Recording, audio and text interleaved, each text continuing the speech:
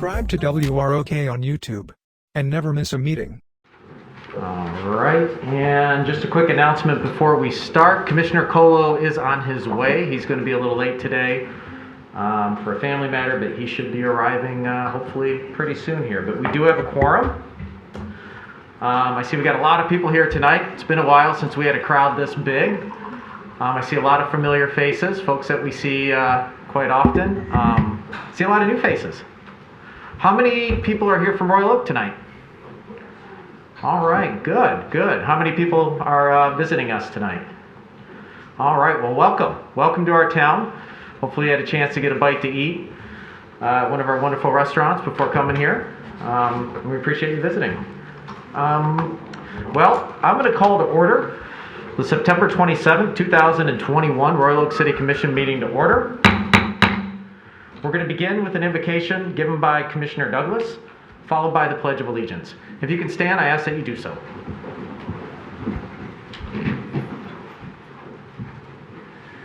Last week, September 17th through the 23rd, was Constitution Week in the United States. Apropos of that, we heard the following in the musical Hamilton. The Constitution is a mess, so it needs amendments.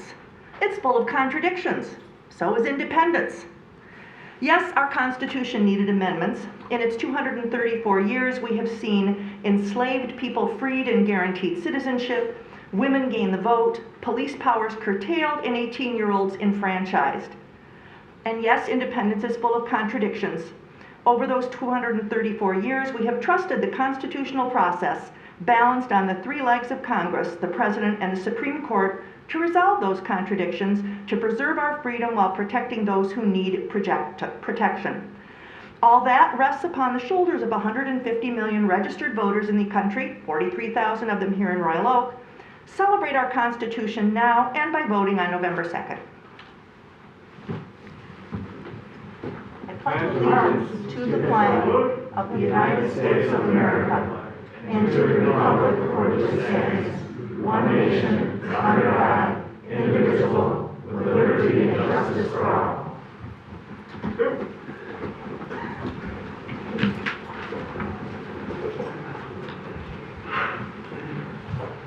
All right, we have a couple proclamations to make tonight. Is Mr. Conrad here? I'm going to take a quick look. All right, there he is. Mike Conrad is a superstar educator.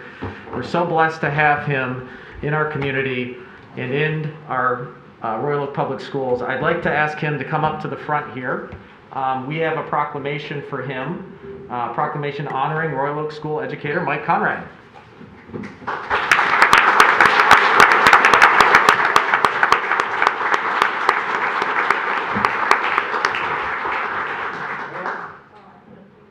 I didn't plan this out very well. You know what? I'm going to go down that side. Maybe that's there you go. See, the building's even new to me still. All right. Mr. Conrad, how are you? I'm well. You're welcome. Thank you for being here tonight. So I'm going to read this proclamation. Can you guys hear me? Yeah. Okay. I don't know if I need to speak into the mic or if we're pretty good at picking up the signal. Sometimes my kids sound a little too loud. Then I remind them they should clean their room regularly. So Mike, it's a privilege to be here with you today. I'm honored to read this proclamation, honoring you, the work that you've done, and the award that you've received. Whereas for 11 years, students in Royal Oak schools have had the great fortune to have Mike Conrad as their educator. And whereas during the 11 years, Mr. Conrad has led the way teaching video production, advanced television production, and film studies. And whereas Mr. Conrad perfected his expertise working for over 20 years in the broadcast industry, earning an ABC Radio Circle of Excellence Award in 2002, prior to becoming a teacher. And whereas Mr. Conrad has transferred his passion for the film medium to inspiration for his students. And whereas students in the Royal Oak schools who learn film and video production continually count on Mr. Conrad as their favorite teacher, whereas Board Education Vice President Mary Van Huntsma said, I love how Mr. Conrad creates a love of film in the classroom. Your students admire you, and they are lucky to have you. And whereas In the classroom, students will produce comprehensive video and film on numerous subjects, conducting research, gathering resources, scripting, interviewing, and finally putting in an idea to film, all under the watchful eye and guiding influence of their teacher, Mr. Conrad. Whereas Mr. Conrad's students continually excel in their work, earning recognition at the national level, including a 2012 grand prize of Ford Motor Company's Drive One for Your Schools and annual awards at every level in the C-SPAN Student Cam documentary competition, where thousands of students from all over the United States vie for the accolades. And whereas fellow Digital Arts Film and Television Board of Directors colleague from Mont's Cruz Schools, Michael Kaufman, said of Mr. Conrad, "You connect with your students consistently, and your students adore you to pieces, and you set the bar of excellence," when he nominated you for the 2021 Digital Arts Film and Television Michigan Film Educator of the Year. And whereas President Kevin Walsh of the organization surprised you with this award via Zoom with your family, peers, current and former students, a Royal Oak School Board member, and the superintendent of Royal Oak Schools. And whereas, in your very humble way, you acknowledge how it means a lot during a tough, challenging 2020 year, and you were just doing the best you can. Whereas Superintendent Mary Beth Fitzpatrick put it so aptly when she commented, "You're a blessing to our students and our program. You are among the best that influence our children." Now therefore be it resolved, I, Mayor Mike Fournier, and the members of the Royal Oak City Commission, do hereby congratulate the Digital Arts Film and Television 2021 Michigan Film Educator of the Year, Mr. Mike Conrad, and express to you our deep appreciation for your outstanding and exceptional work as an educator. It is my privilege to present this proclamation to you, Mr. Conrad. Thank you for all your work.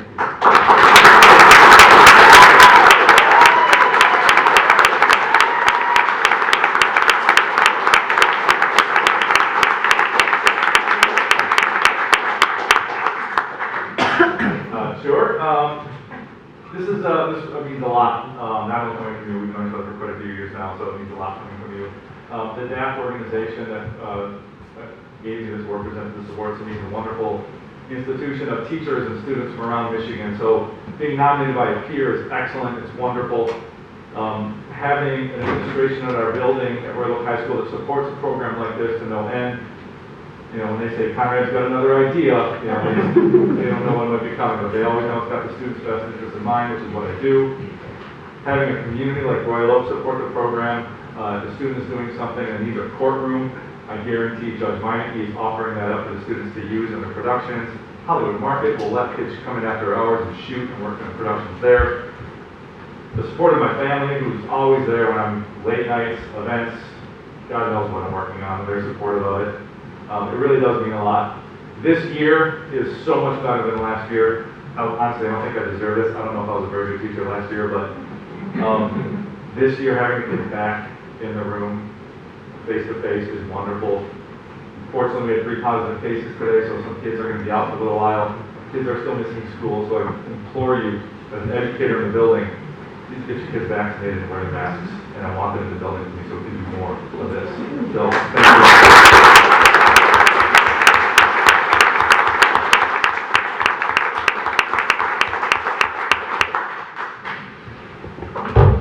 Believe we have the library board chairperson Stacy Woodward, and I believe we have our new library director, Stacy Owen. So we're going to read a proclamation that's designating October 2021 as Michigan Library Appreciation Month. For those of you who haven't stepped foot in our library in a while, we've done some really amazing things. When I say we, it's mostly the library board, the library staff. During the pandemic, they were able to keep our library functioning and getting media and materials out to people, really leading the way, paving the way, being innovative, and really, showcasing what it means to have the Royal Oak spirit. So, Ms. Irwin is here with us. We had a retirement. And we had some changes, and now and we had our former library director. She moved on to another library to spread her goodwill and good work, and we're so excited to have you on board. And it is an honor to present this to both of you today on behalf of the Royal Public Library. It is a gem, and It's preparation matters quite a bit. So, it's a two-pager, so as I fumble, please bear with me, everyone. This is a proclamation designating October 2021 as the Michigan Library Appreciation Month. Whereas the Michigan Library Association annually designates the month of October as a statewide observance to celebrate the contributions of Michigan's libraries, librarians, and library staff. Whereas Michigan's libraries, school, public, academic, tribal cooperatives, and special libraries are vital, dynamic centers of discovery and lifelong learning, serving as cornerstones in a healthy community. And whereas librarians and library workers play key roles in connecting their community members to resources and information, helping people explore, imagine, and discover new horizons in a vast world of information, knowledge, and entertainment. And whereas today's libraries are less about what they have on the shelves and more about what they can do with and for their communities, whether it's through virtual services or in-person visits. And whereas libraries and librarians work to create an equitable society by providing free access to accurate information to all people.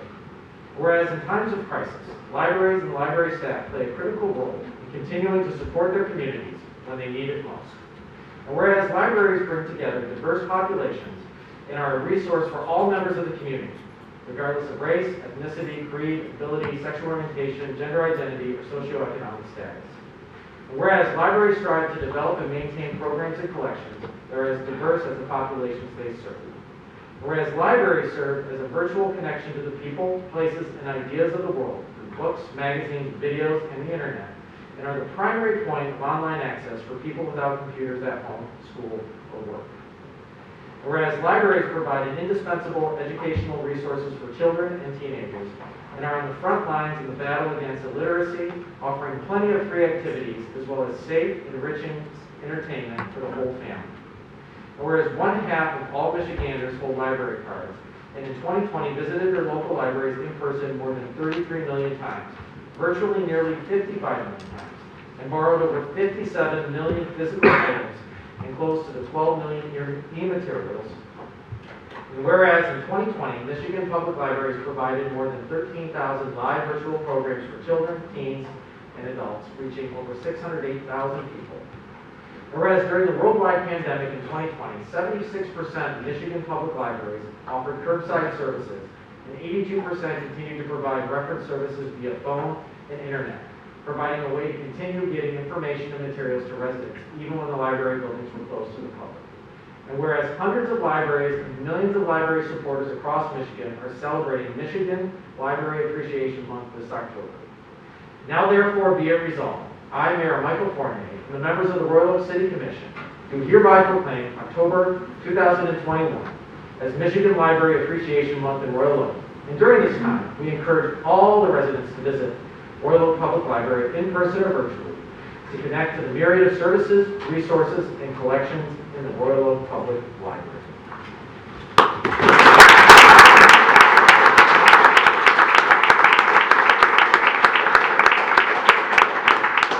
You guys will say some words here and also keep surprised of what's going on in the library. I'll start, and I'm going to turn it over so that our new library director can introduce herself to the community. She's like 2 weeks on the job today. So, nice work. Yeah.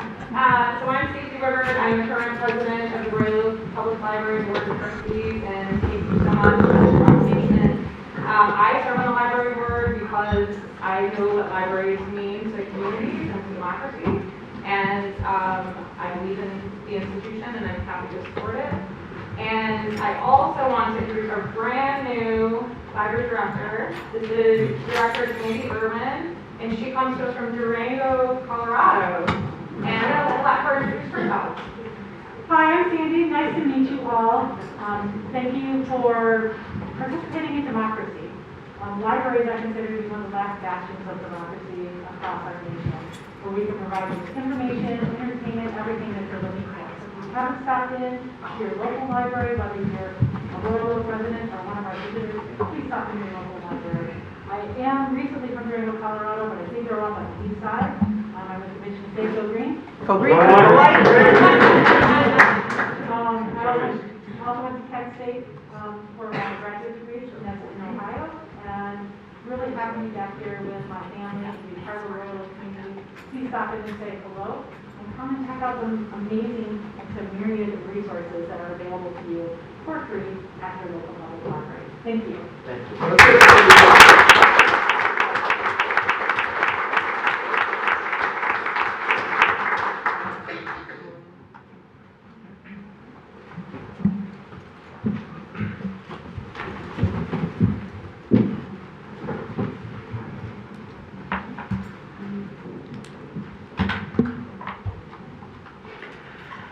All right, that brings us to number 7 on tonight's agenda, which is a presentation of the Downtown Park Task Force update, which I'm sure a number of you are here tonight to hear about.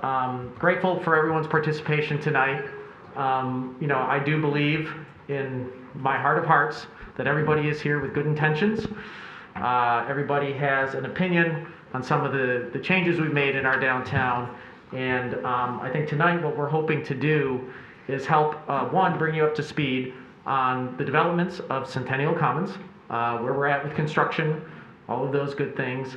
But also, attempt to clear up maybe some information out there to make sure that, all of us are on the same page with the facts.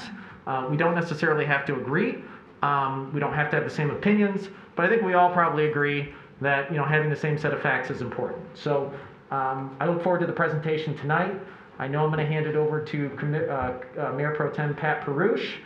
She did serve on the task force for almost 2 years. And I think I'm going to have her kick us off tonight. And, I just ask that, we get through the presentation. We'll have some time after at public comment to discuss it. But I do appreciate you guys being here tonight and hearing about all the developments at Centennial Commons. So thank you. Mayor Pro Tem Perush. Thank you very much. Can you all hear me? We're having a little bit of mic problem up here. You've seen people going back and forth, but if you can hear me now, we're good. We're going to kind of break this down into various parts. We're going to give you an update certainly as to what's been going out in the park, but we're also going to give you some background information.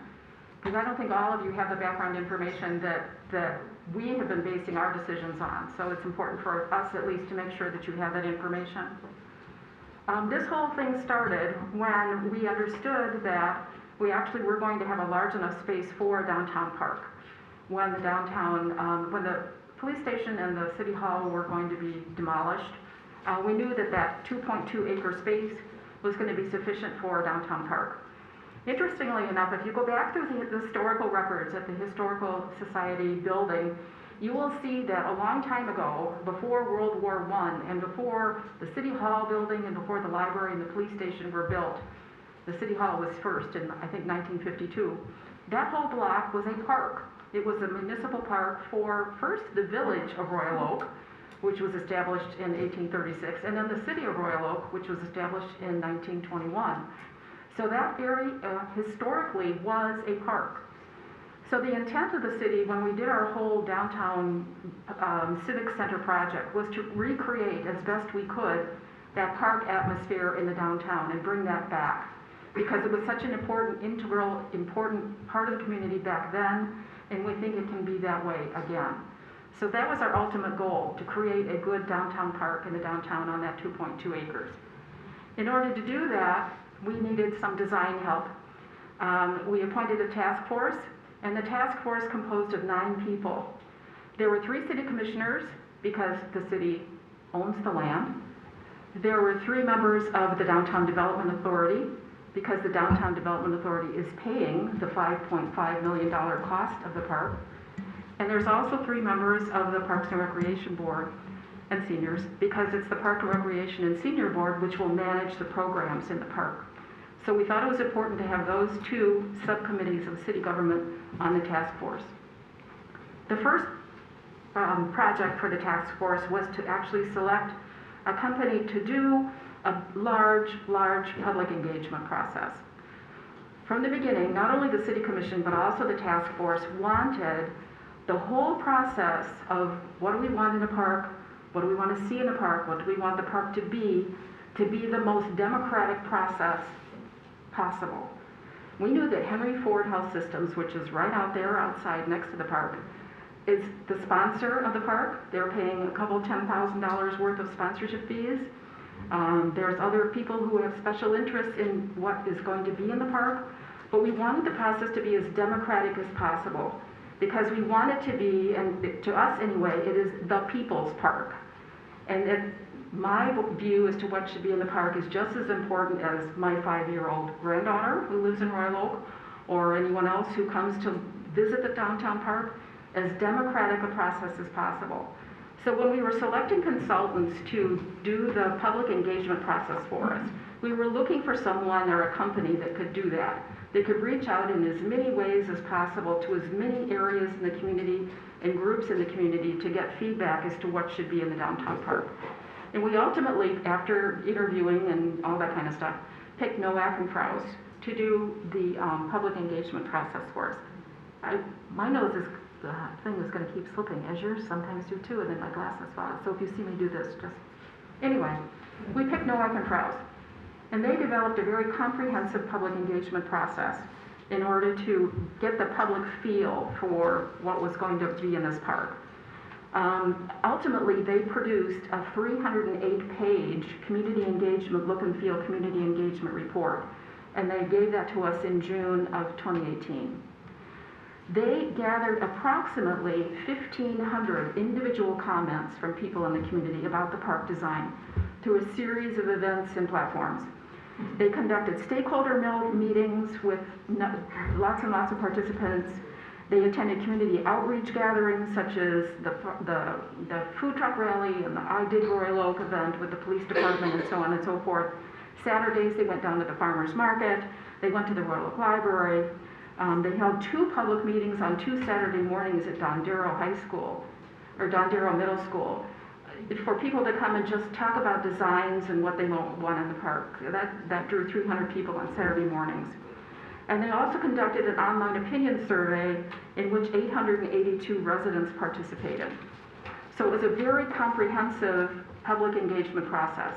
And they approached it with the view that, as I said earlier, the viewpoints of the 5-year-olds in the community are just as important as everyone else who's paying taxes or who has a business downtown, or anyone else who has an interest in the park.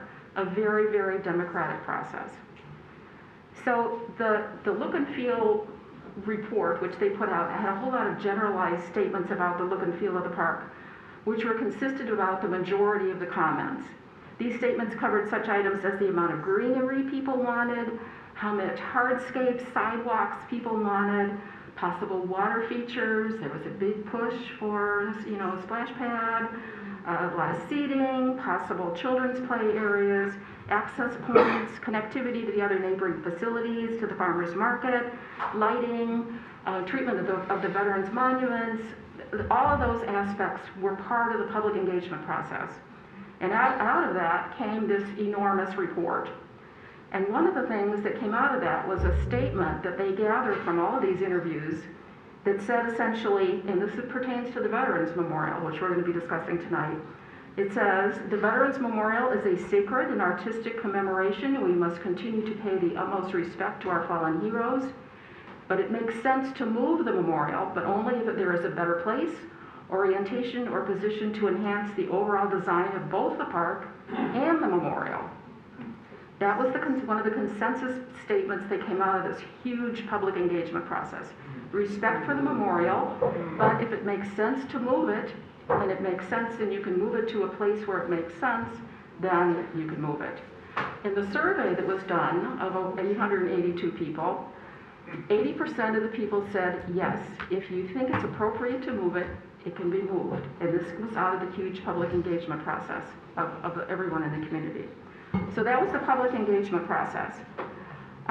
We took that information, and because of how the information was developed, the next thing that we had to do was pick a designer for the park who could take all of this public information and translate it into some kind of designs. So we interviewed a bunch of people the second time, and those were park designers, and we ended up picking a company called MKSK. They're based in Columbus, Ohio. Chuck doesn't want to hear all this. And they decided that in order to put all of this information together, they were going to put together 3 comprehensive design schematics that the public could view and comment on. And they did. That was ultimately how they started the design process. But as the design process moved along, it became very clear to us that there were certain things in the park that were essential and that we really couldn't do anything about. And one of them was traffic patterns that are going to go to the parking structure and to the new Henry Ford facility, which is going to open up very soon. And it's going to go traffic toward that corner. And what was in that corner was the Veterans Memorial.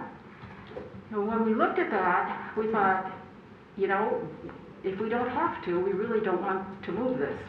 But it was very, very clear to us. Ladies and gentlemen,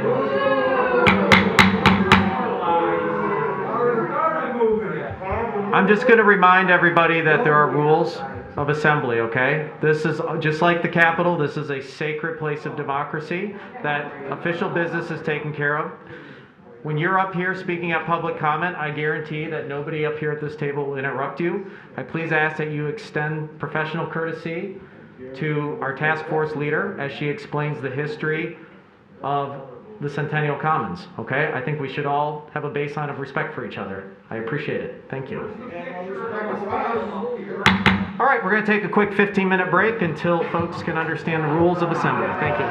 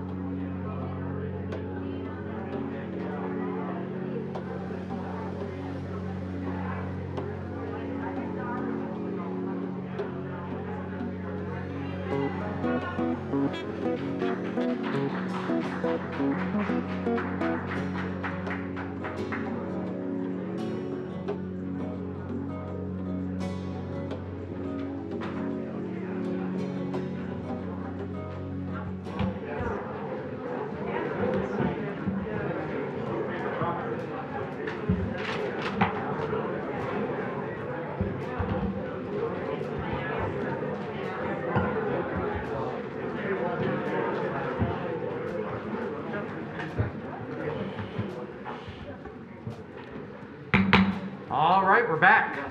You know, I realize that there's a lot of emotions running high tonight, okay, and in this room. But it's important that we all respect the rules of order. We all have to apply by the rules of order, and we have to enforce them as the commission. You know, we'll get through this tonight, but right now, the agenda, we're doing the presentation, bringing everyone up to speed on what's going on with Centennial Commons, and we appreciate if, you know, we can have a meeting that, you know, follows the rule of order. So we will have public comment later, but for right now, Commissioner Perush has the floor, and let's give her the respect she deserves. Thank you. Okay, where were we? We were just finishing up the public comment portion of the public engagement process and figuring out that, as I said, from our point of view, moving the monument was not our first choice, but given the way the design was going to go and the way that the public access areas were going to be developed in order to serve the Henry Ford and to get people to the parking structure, the memorial was going to be in the wrong spot. So essentially what we said was, for people who are wearing the flag and who essentially, took a pledge to support the Constitution and freedom of speech. All right, we're going to take another break till we figure this out. We're adjourned. Really? Better tell her fairy tales.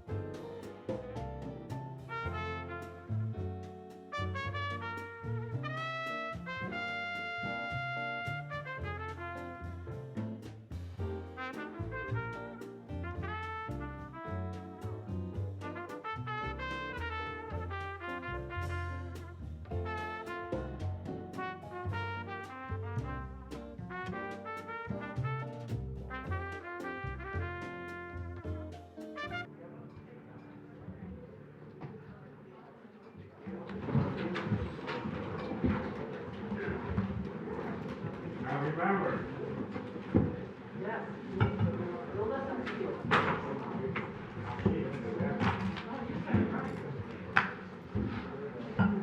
All right, I'm going to call the meeting back to order. Just once again, I understand people are emotional, and they have, and many of you have important things to say and strong feelings. But we have to get through the meeting. We have to, respect the rule of order. It's my job as mayor to make sure we do that. If you come up during public comment and somebody starts, interrupting you, I will assuredly make sure that that doesn't occur. So I'm just asking that, we treat everybody the same here, and we let Commissioner Perush continue, and I appreciate it. I understand, like I said, it's an emotional topic for some, and we'll get through this together, okay? All right, Commissioner Perush? Okay, very briefly, a couple of points, because the public engagement process and the design process was completed. After that was done, then the city started preparing specifications for the construction, detailed specifications as to the various aspects of the park based on the design that was picked, and then started preparing specifications to go out for bid, which was going to happen at the end of 2020. That all process was relatively easy because there were a lot of contractors that were interested in building various aspects of the park. The concrete part, the landscaping part, the plumbing, the electric for the lighting, and so on and so forth. On March 8th, 2020, the city awarded 7 contracts totaling $5.5 million for the various aspects of the park. Some of the largest ones were $964,000 just for concrete, because there's a lot of pathways in the area. Landscaping was the biggest one, a lot of trees, a lot of bushes, over 300 of those plants, $953,000. The next one was probably the earthwork, the hill that you see out there and the other sloping of the earth. That was almost $600,000. So a lot of contracts. Those were awarded March 8th of 2020. And then the process of starting construction started almost immediately. Once those contracts were awarded, because those contracts were signed, there was absolutely no way that the city could go back and change the contracts without huge change orders or even stop the contracting process. You don't award 7 contracts for $5.5 million and they, oh wait, now stop. Unfortunately, you veterans did not circulate and announce that you were circulating your petitions until 2 weeks later, after the contracts had already been awarded and signed, and there was no way that we could get out of those. We had a contractual obligation to continue with those contracts and to pay them. And if we didn't, lawsuits would have started flying and we would have paid for an awful lot of attorneys to defend ourselves not very well. Because in all of those contracts, there are contract damages for not performing and for not paying them for the work that they bid on. So the contracts started, the park construction started and moved forward, and that's kind of where we are today. Kyle DeBuck was also on, or still is, on the park task force with me, and has some thoughts about the whole public engagement process and what brought us to this point of actually awarding the contracts. Thank you, Commissioner Prush, for the thorough review of all the work and time and effort and community input that went into this design. I just kind of want to elaborate a little bit on the fact that the first downtown task force meeting took place in March of 2018. This design was unanimously recommended nearly 2 years later in December of 2019. Throughout that time, at every meeting the body had, not only did we have the collected input from all these public events, but people came forward. It was a public meeting. There was always public input and thoughtful input at these meetings. People raising concerns, suggestions, ways to interpret what we had heard from the public. And this is all on public record. You don't have to take my word for it. You can watch videos of these meetings, and you can watch the thoughtful deliberation of that body discussing the input they had received. And often, the task force making changes based on some of that feedback that we had received, not just through that public input process, but actually there at the meeting, which did include several veterans and veterans groups advocates who came forward to talk about what the memorial needed to look like, what we needed to consider to ensure that that space was going to be properly set up for our needs and to properly honor Royal Oak's fallen. So I can tell you at the meeting in December 2019, you can watch it, there is a long, thoughtful discussion and debate about whether to go with a design that shifted the placement of the memorial within its designated space or to leave it where it was. And unanimously, after the discussion, no one having, as Commissioner Prush said, no one started wanting to move the memorial. It was determined unanimously that it was the best location for it. If you had had all this space in 2006, to design how the memorial was placed in that park, it is highly unlikely that you would have landed where it was. We had an opportunity to make the memorial not a thing in this park, but a place in this park. And that is what this design is intended to do. Now, that doesn't mean anyone has to agree with me, but I'm telling you that is what you'll see if you watch these meetings and you watch this deliberation, if you watch the task force recommend that the designer go and speak with our Veterans Events Committee and make sure that we're designing it properly to meet the needs of our community when we do gather to honor our fallen and honor our veterans. So I just think that's really important to recognize that these were your fellow Royal Oak citizens. It was not just up here. There was a Royal Oak citizens on that committee, people giving input at the committee, and so many people had their fingerprints on this. And it was truly, because we had so much time to do it, we really did it the way it should be done, as Commissioner Prush laid out. So that doesn't mean anyone has to agree with the conclusion, but the process was robust. And the decision was unanimous because the process was so robust, and we recognized that this was, in everyone's view of the table, the best possible way to go forward. So. Okay, the next part that we're going to show you is, number one, the video of the design of the park that we have, that will show you what it's going to look like when it's finished, which is going to be very soon. It's going to be finished probably in the next 4 to 6 weeks. And then also, Aaron Filipski here, who is head of DPS, he's going to talk to you a little bit about where the construction process is and what needs to be done yet and what has been done so far. So, I think Aaron's going to push the button and start the video. There is no sound, it's just a video, but you'll get to see a 360-degree view of what the park is going to look like. This is approaching it from where, like, the Stardream fountain is. Going along in front of the Henry Ford. Down to the big maple tree that's still there where all the birds roost.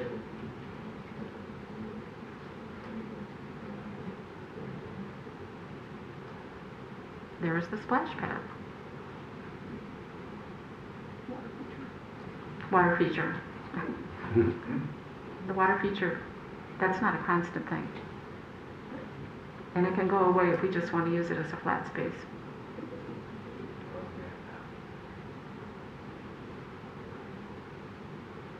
coming along Troy Street. There's the rock on the hill the kids can climb on.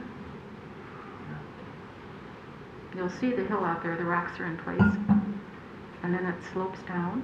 Oops, where did it go? This is the new monument location right by the entrance. Surrounded by a lot of trees and bushes in the back. And then on the right is the new library terrace with shade and heating and stuff for events out there.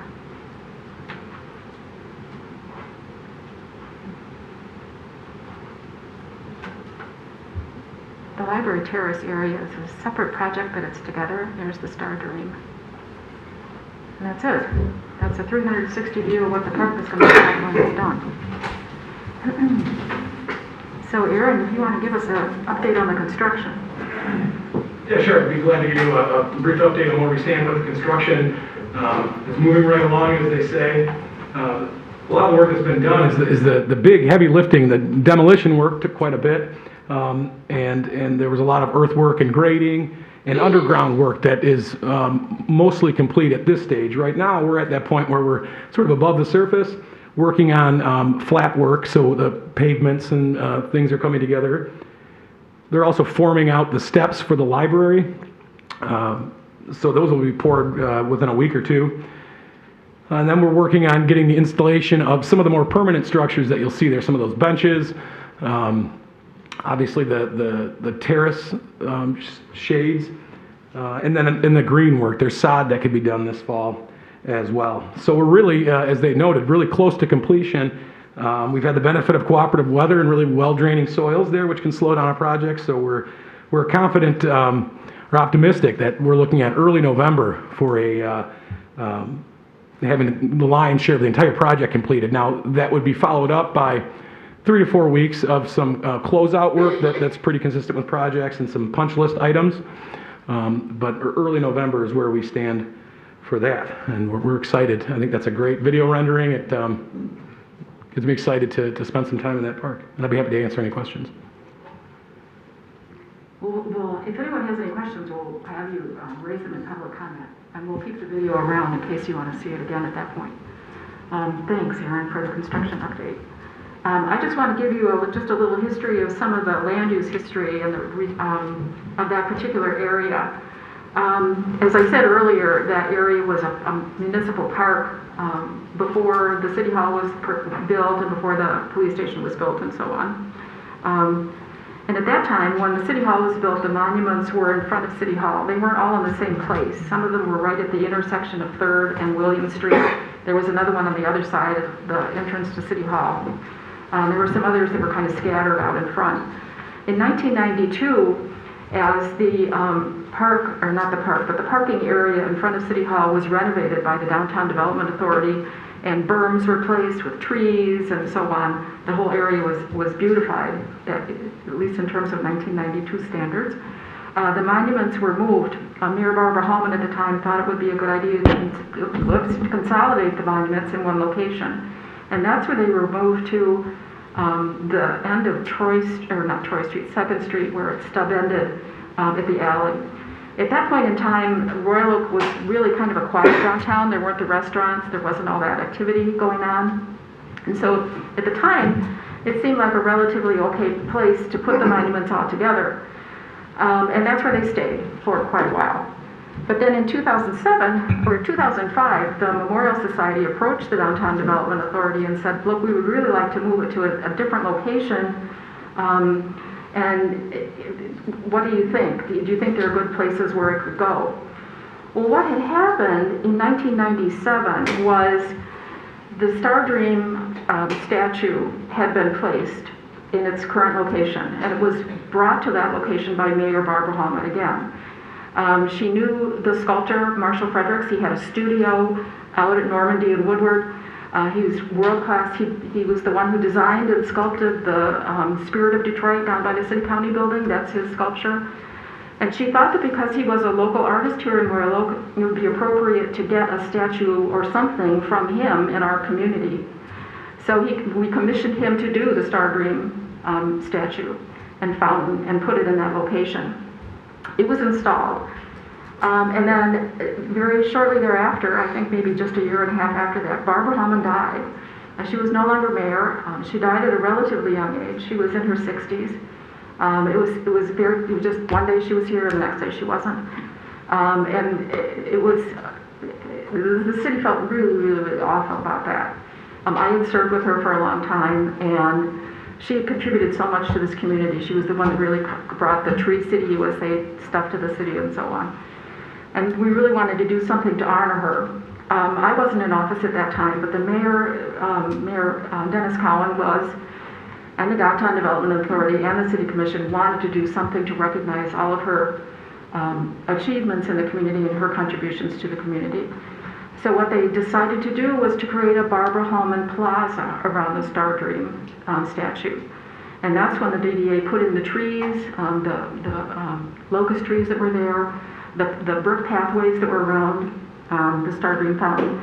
The public raised a lot of money, maybe about $50,000 to enhance the statue itself, to put the marble benches around the statue. They have some plaques there of who contributed. And then it was dedicated as the Barbara Hellman Plaza in honor of her, Memorial Plaza in honor of her. At the same time, the City Commission dedicated that space, the space between City Hall and the police station, and from Troy Street to William Street. They dedicated it for public park and recreation purposes. And that was in July of 1997. So that big space right around, in that, which essentially is the memorial area now, was dedicated in 1997 as public park and for public park and recreation purposes. That was kind of the first dedication of that area. Now, fast forward to 2007, when the Memorial Society is approaching the city saying, we would like the monuments to move someplace a little bit better than out by the parking lot. And so the Downtown Development Authority commissioned a designer to look at possible spaces, and they identified the space in the Memorial Plaza, in the Hellman Memorial Plaza, as the best place. There were already trees there, there were already, it was quiet, it was a relatively quiet area, it was right by the fountain. As you know, people raised money. They raised about $35,000 to relocate the monuments there.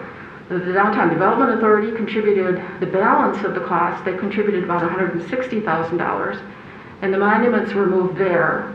And then also at that time, the voters approved an ordinance, as you know, that said that the area is dedicated for continued use as a memorial. Now notice that it doesn't say exclusive use as a memorial, or no other uses are prohibited, but it was used, and dedicated that area as for continued use as a memorial. And you'll see it outlined there in green on that diagram. That's a diagram of the park, a site plan of the park, but you can see the memorial area that is dedicated, outlined in green. It includes the Star Dream fountain. So after 2007, now that space could be used based upon the 1997 dedication language, both as a public park and recreation purposes, and also as memorial space. Not either one of those uses exclusively, but all three. And that's what we've been using it for the past 14 years. We program in there library concerts. The employees have their summer picnic there. The summer reading program moves out there. And obviously we have the memorial services on Memorial Day and Veterans Day. So it's a multi-use area. Public use, definitely. I mean, we see kids playing out there, parents throwing the frisbee to the kids and so on. So it was a really well-used public space, that grassy area. So anyway, that brings us up to today. The petition that you guys circulated has a slightly different language in it, and unfortunately it's got some pretty serious implications that we think the public needs to understand. First of all, in terms of what the use of that area can be, the area that was outlined in green, the ordinance is pretty specific about that. It says that The following portion of the Barbara Holman Memorial Plaza, which is that green area, including the Stardew Fountain, should be used as is designated for continued and exclusive use as a memorial, and any other uses are prohibited. Let me read that again. It says continued and exclusive use as a memorial, and any other uses are prohibited. So what that does is it takes out the recreation and public use of that space, and it can only be used, if this passes, as a memorial space. We can't use it for recreation purposes anymore if this passes. We can't have library story hours out there or use it for anything more. And unfortunately, what this ordinance does is just copy word for word the legal description of that area. It doesn't make any exceptions. It doesn't make the area smaller. It just doesn't isolate the area around the memorial itself if the monuments were to stay there. It's that whole area, from Troy to where Williams was, from the library steps, all the way through the park. The park area is 2.2 acres. That green space is 0.44 acres.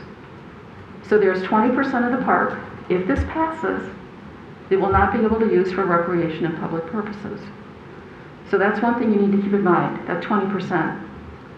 What it also says is that if it does pass, the monument has to move back, and we have to restore that area to the way it looked in December of 2020, which means all of that stuff that you see installed, which, as Mr. Filipski said, is going to be done in November, is going to have to be removed and restored to the way it was in 2020. That's going to be pretty expensive. The contractors estimate that that's probably about $400,000, because it's not just the concrete. There's utilities underneath there, there's lighting that's being installed, there's new stuff around the fountain, there's lighting around the memorial area that will have to be removed, the new memorial area. That's about a $400,000 price tag. And the DDA can't pay for it. You know, they're kind of tapped out in terms of the money that they've contributed to this. So it's going to come out of the general fund, probably out of funds that we would have spent for other park improvements this year, because that's just where the capital improvement dollars are. So when you think about this proposal that's in front of you, you have to keep a couple of numbers in mind. Number one, the monument has just moved 40 feet. The monument used to be not where it is on the diagram, that's where it is now, but to the left, there's that little square dark gray area. That's where it was.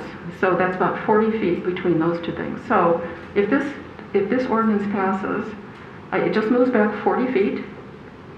You'll lose 20% of the park for public use, and it'll cost the taxpayers $400,000. Those are the three numbers you have to remember. 40 feet, 20% lost, and $400,000. So that's what's going to happen. You know, that's what you are promoting, and that will happen. That's how it's written. We didn't write it, but that's what's going to happen. So that's what we think everybody should understand. That, I think, brings me to the end of this presentation. We just wanted to make sure that that's our understanding of the language. We understand also, and I think this is important for everybody to understand, we don't think you understood the implications of all this language when you were asking people to sign this petition. We know that you were not, you know, purposely deceiving people, that this is what's going to happen if this passes. That's something you wouldn't do. But on the other hand, this is the way it's been drafted, and that's what we have to enforce. We can't make exceptions to the no public use. There is no way. Someone has said, well, you know, it's okay with us if you put the library people in there. No, we have to enforce the ordinance as it's written, and it says exclusive to memorial, and everything else is prohibited. And that's the way it is. So you're going to lose 20% of the park for public use. It'll just be able to be used for memorial purposes. Mr. Wendland, do you need help? Is he okay? Okay. All right. Anyway, that's what's going on. That's the task force report.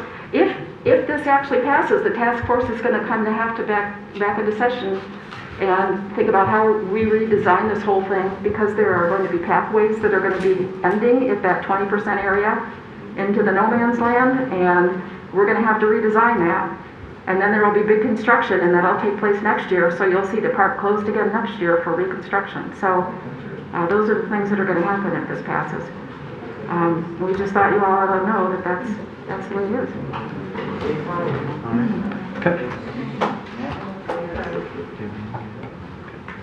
Commissioner Perush, I appreciate, and Aaron, thank you for taking the time to run through it. And, you know, we're not saying that and not advocating one way or the other.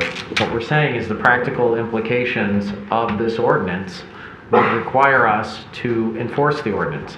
And I know maybe Commissioner Perush or Mr. Leal, I know there's something in the ordinance as well that allows any citizen to enforce it. So this means if we had somebody that was unhappy that we weren't, partitioning off 20% of the park or whatever, the way the ordinance is written, my understanding is any citizen, not even citizen, everybody has standing in order to force the city to enforce the ordinance. That's my understanding as well. Is that also correct? That is correct. That right is granted to any City of Royal Oak citizen, resident, property owner, business, or group. The ordinance that's 2021-07, the one that's on the ballot. So it complicates the situation further, because even if everyone wanted to turn a blind eye in a town of 60,000 people or a region of 5 million people, it takes one individual. I'm not bringing national politics, I'm talking about the law. We see it in Texas right now. You have a guy in Arkansas that's, on Texas, their law down there, and it really creates a necessity for the city to absolutely enforce the letter of the law in the ordinance. And I agree with Commissioner Perush. I think for a lot of us, the understanding was that, it was just about the placement of the memorial, but there, hopefully tonight, at least related to the ordinance, you understand there's a lot of things written in here that quite frankly don't deal with the position of the ordinance. The other questions I think that have come to me in emails, and I appreciate everyone that writes us. Commissioner Perush, can you talk a little bit about, one more time, the democratic process? Because I think that's important for people to understand. There's been some talk like, there were certain stakeholders at the table. My understanding is we said, nope, we have the committee. Everybody is welcome to participate. And if you are, a hospital or if you're Henry Ford, if you're anybody, you can come, you can offer your public comment, but we're not having any special interest, so to speak. It's all openly democratic, where a 5-year-old has just as much influence as a $20 million building owner. Yeah, absolutely. I mean, that's exactly how we set it up, and that's how we wanted it to operate. We didn't want anyone to have special standing. We wanted it to be as open a process as possible, and to allow as much participation as possible. And there was school kids that would come to the farmers market, and they gave their thoughts. We saw veterans and Carol Hennessy at the farmers market at one of the food truck rallies talking to the designers. We had veterans that came to our task force meetings on numbers of occasions, talking to us about their preferences, which was, of course, to keep the memorial where it is. So we think we heard from just about everybody who wanted to give their 2 cents worth. And it was, of course, the process of putting it all together and developing the best design. And as I said, where the monuments were before we moved them in August or in May, there's going to be an awful lot of pedestrian traffic. If they move back there, they're going to be back in a corner where there's going to be a lot of traffic, pedestrian traffic and vehicular traffic, right there at the entrance to the Henry Ford. Ambulances are going to go into that entrance if there's anyone that needs to be picked up from the Henry Ford facility, which, at least at the Beaumont facility, that happens once a day. A lot of trucks and people going in and out of the parking structure once the Henry Ford opens. It's going to be a very busy area. And if you put it right back where it was, it will back up to the park. You'll see the back end of those monuments when you're in the park because they'll be positioned to face the library. So we looked at those design elements and thought that's a bad place. Let's move it over a little bit, surround it with nice vegetation, put some benches in it, put it down at ground level so people can get up to it and actually touch it. 5-year-olds can stand there and touch the monument if they want to. And put it in a place where it's accessible to everyone. And it's only 40 feet. We're talking about 40 feet from the old location. So that's why the decision was made. You don't have to agree with it, but you know the implication that there was some nefarious, we wanted to do away with the monuments. No, that wasn't the case. So anyway, so that's why we came to the decision that we did. I think my next question might be for Mr. Leal, but Commissioner Prush mentioned, there's this thought out there that, well, if the city just didn't do anything and just waited.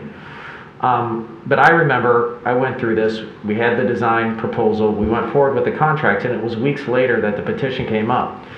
So I think that there's a misunderstanding that we should have just listened. We had 1,500 pieces of input from individual people. We had a lot of public engagement, a very democratic process, and we had special meetings on the placement of the memorial. And then ultimately, the elected body made the decision on a citizen recommendation of what we should do with the design of the park for all the reasons that Commissioner Prush said. And then weeks later, after we moved forward with those contracts, signatures were starting to be collected. So that seemed to me to put the city in a really awkward spot. Do you pay $1 million in cancellation? Or do you delay the design of the park and have extra construction in the downtown because 700,000 people, whatever, signed a petition, and we don't even know what the vote's going to be. That's not even until November. Am I correct in my understanding of that and what the impact would have been if we would have just, turned away weeks later after granting the contracts? I would agree with your understanding as you described it. Okay. I don't know who can answer this next question, but I think that I've also heard some folks talk about, we used to have 3,000 people at our Memorial Day and Veteran Day ceremonies. And I don't know who can answer from the design of the park, but, at least definitely in the last 10 years as a commissioner and as mayor, we've always had really good ceremonies. And we looked at some pictures to understand how many people, we get lots of people that come to the parade, but the folks that actually come to the ceremonies, unfortunately, it's not thousands, it's been in the hundreds, over the years, a couple hundred. I was very happy this year, even though we had a temporary location out in front of City Hall, we actually had a really good crowd show up, which I think was really good. A lot of kids came, which I think is really important. Does this new design, my understanding is it doesn't impair, it doesn't minimize the crowds that can partake. And in fact, we can shut down Troy if we have bigger crowds. It actually could open up to have more people if we need it. Am I wrong or right in that understanding? No, I think you're correct. There were a couple of elements that we were looking at.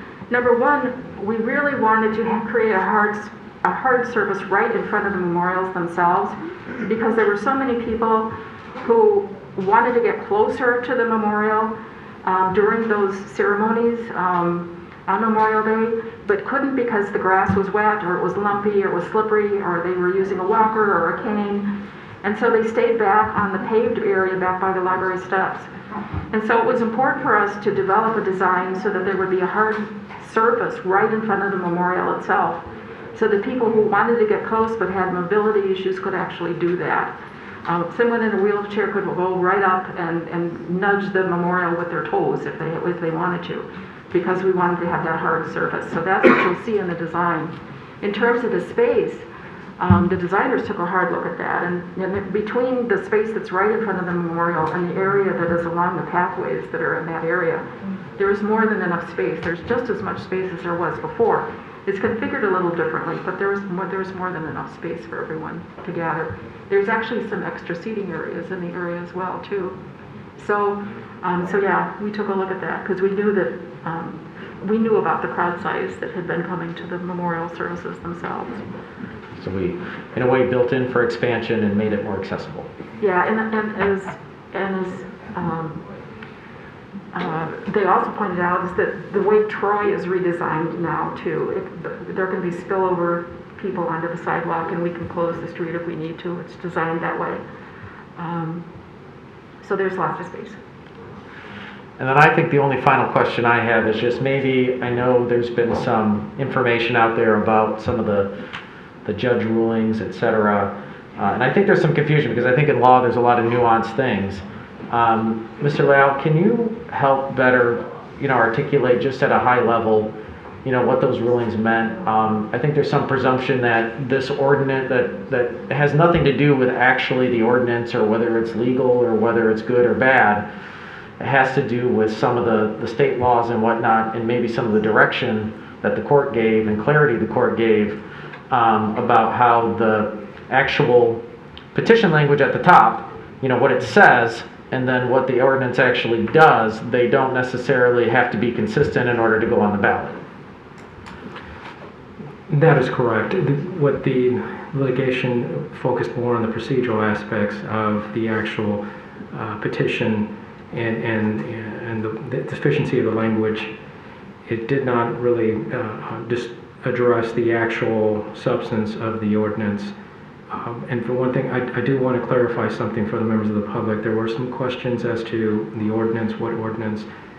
For all of these types of ballot propositions in which the citizens form and turn in a petition to put a ballot for the voters, in this case the city of Royal Oak, to vote, you only see the actual ballot language. Attached to that petition that is filed with the city clerk is the actual ordinance that will regulate the who, what, and where, why, in this case, the preservation and protection of the Veterans War Memorial. And so that ordinance, it's a public document, the city clerk has it, but it's not on the ballot. So for those that have asked, what ordinance are you referring to? It is on file with the city secretary. I don't know if you all saw that, but it's something that is routinely attached to that so that if the ballot does pass, the city has the ordinance of what it needs to enforce.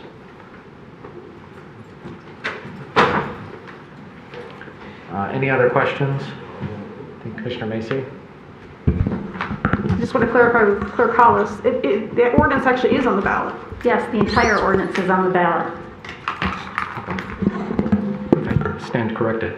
But for those of you who have not seen, it is always, every citizen has the right to review the actual language of the ordinance. Any other questions? Comments? Sir, the meeting's up here, please. With public comment, you can ask some questions, and I promise I'll open it up after public comment to get them answered. Sir.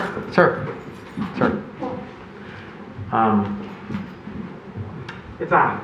No other questions? Okay. Well, I'd like to thank Commissioner Perush for her service on the task force, and for Commissioner DeBuck, and for all the other citizens that made time to serve. And I'd like to thank everybody who participated, including many of you that are here tonight, to offer your input and feedback into the park design over 2 years. There is an ordinance on the ballot that Commissioner Perush and Mr. Leal talked about as far as all of these other elements. It's not just about the placement of the memorial. There are all these other things that are in that ordinance that create some other impacts that we believe the public should be aware of. And that's something typically that we do on many ballot initiatives to ensure that folks are understanding what happens if it doesn't pass, what happens if it does. Just matter of fact, empirical. I hope folks, and I know things were kind of emotional here in the beginning, but whether you agree or disagree with the placement of the memorial today, I hope that at least there's a little bit better understanding of the process, that there's a little bit better understanding of the thoughtfulness that went into this, the input from the public that went into this, the consideration of many different things. And we're all on the same team here. I mean, we don't have any interest, where it is, other than to ensure that we're ushering in what the public wants. And we take public feedback very seriously. We've been very successful with it. with Normandy Oaks, I mean, my goodness. I mean, that's an amazing park designed by 400 people, from kids to seniors to everybody, and it was a slam dunk. We got even more participation with the design of this park and more input than we did even with Normandy Oaks. And so engagement is necessary, it's critical, and it leads to success. It doesn't mean we're all going to agree on what we should do, but at some point, you know, people have to make a decision. People charged with making a decision have to make a decision. And, you know, after a long 2-year process, decisions were made. We have a great park that's going to be completed here in the first week of November. And we also have a ballot initiative, again, that was started after everything, all the construction went in motion, that, you know, will have an impact. And I think that's up for voters to decide what, you know, is best for the city of Royal Oak. And we'll find out in November. So we appreciate your patience, and hopefully, you know, like I said, we may not all have the same opinion, but we're all on the same page as far as the facts, I hope, and the history and what took place, and I think that helps with constructive dialogue moving forward. Thanks. Well, also, you know, I'm going to hit my gavel again. We got to make sure that we respect the rules of order. You know, we have to make sure that we keep a meeting on the way it should be. So that's our update. We are, for the rest of the evening, to kind of let you guys know how it's going to go. We are going to have the rest of our agenda. We're going to approve the agenda. We're going to open up public comment. We'll get through public comment, and then if there are some new questions, I'll take mayoral privilege, you know, to help get some of those questions answered by, you know, task force members, our city attorney, city manager. So if you do still have questions or something didn't make sense, let us know. We'll take the time, okay? So with that, we're at number 8 on tonight's agenda, which is an approval of the agenda. We have a motion by Commissioner Douglas. We have a second by Commissioner Macy. Discussion? All right, with none, I'll call for the vote. All those in favor say aye. Aye. Those opposed, motion passes. We have an established agenda. All right, so that brings us to public comment.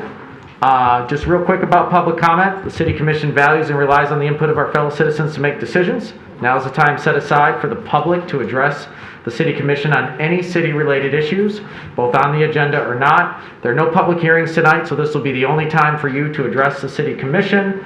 I ask that comments be directed to the body as a whole and not to individual commissioners. If you wish to speak tonight, raise your hand. Wait till you're recognized by me. State your name and address for the record. Please be mindful that the City Commission wants to hear from everyone, so we do limit time to 3 minutes. And we have a lot of people here tonight, so I just ask you be, you know, cognizant of the 3-minute rule. And if you don't want to leave a comment tonight with us, you can always reach out to us via email. Leave us an email. Typically, we don't respond directly, but like I said tonight, if there's some questions, we'll mark them down, and, you know, after public comment, we'll take the time to answer them. Also, tonight, I do see that we have some young people here that have to get to school tomorrow morning, high school. I presume high school, right? Okay. So I'm going to let them go first, if that's okay. I believe Natalie, come on up.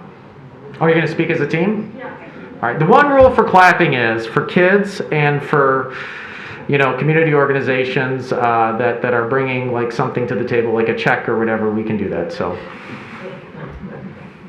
Hi, I'm working for Plank, and I live at 2720 Ardmore Avenue. My name is Katie Macy, and I live at 729 North Wilson Avenue. I'm Natalie Cubany, and I live at 1938 Clifton Avenue. And we're here to talk about Agenda Item 11. Us and a few other high schoolers did a volunteer community service project over the summer with DPS and Melanie Macy to inventory all of our Royal Oak parks. We got to use cartograph demo to inventory the parks. We entered the exact location, pictures, and the condition of each amenity. For example, we could walk up to a playground and we could map out where the playground was and what was in the playground. We could take pictures. We could say what condition it was in to inform the city about our parks. and this app is efficient and easy to use, and it was great visiting all the Royal Oak parks. I think this app will be a great resource to use in the future. Thank you. Well, thank you. And we appreciate all the volunteer hours that you guys spend when teenagers could be doing a lot more fun stuff in the summer. And you were inventorying all the assets in our over 50 parks in Royal Oak. And so, you know, I can't say when I was your age that I was doing that. So thank you very much.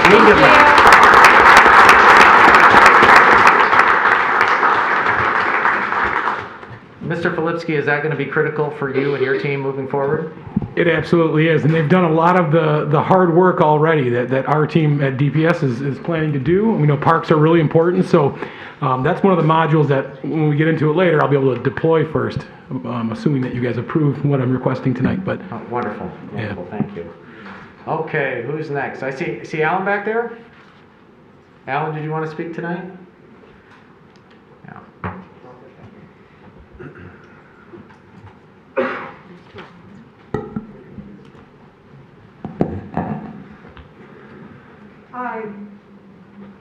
Why I'm here tonight, Can we just get your, just for the record, just the name and the my name Alan Weinstein. I live 444 West Prettymeyer in Royal Oak. And why I'm here today, I am hoping the park in here Royal Oak be lot more room. I come down here on the weekend. It's hard to come down here on the weekend. They got no room down here, and people get mad. People don't want to come down here on the weekend. So you know, I'm hoping to, I go downtown a long time ago, and they had a park over there a long time ago, and a lot of do down there. And now I go in Birmingham, they got band, they got all the on there. So I'm hoping you people put a band down here in Royal Oak, in a park, you know, while the people come and have some fun. So I'm worried about that. Well, thank you, Alan. Really appreciate you, and good to see you again. Yeah, and I write the new play you got here now. They look good. Oh, very good. Yeah. Good. Yeah. So I'm hoping we come back again next month and say again. You know, I am hoping. And what happened? I'm gonna tell you that one on Woodruff and Labor Day in downtown Woodruff. I don't want to pay them more $10 next year on downtown Woodruff. They're too high. Yeah. Too high. Mayor, you know, you need shade the plate down next year. People don't want to go and pay $5 and $10 to get in. Yeah, we understand. Okay, so hoping you do next year, shade the plate. People want to pay $5. For $5. Yeah, get in better. You know, $10 and pay $10 one night, and another night you pay $20 to get in, and 5 and 10. People get in. People don't want to go. Yeah. So I go. I had fun. So thank you. Thank you, Alan. All right. I see Mr. London here. We'll let...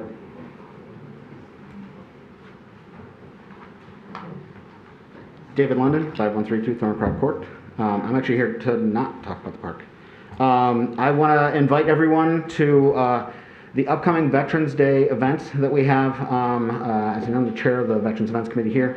So we've got a couple things coming up. We have Veterans Day, obviously on 11/11, and before that, one of the newer events that we is really taking off, the WROK 22 March to raise awareness of veteran suicide. That will actually be on Saturday, the 6th at 10 a.m. Before then, as you know, that we raise money and food and goods for homeless and disabled vets.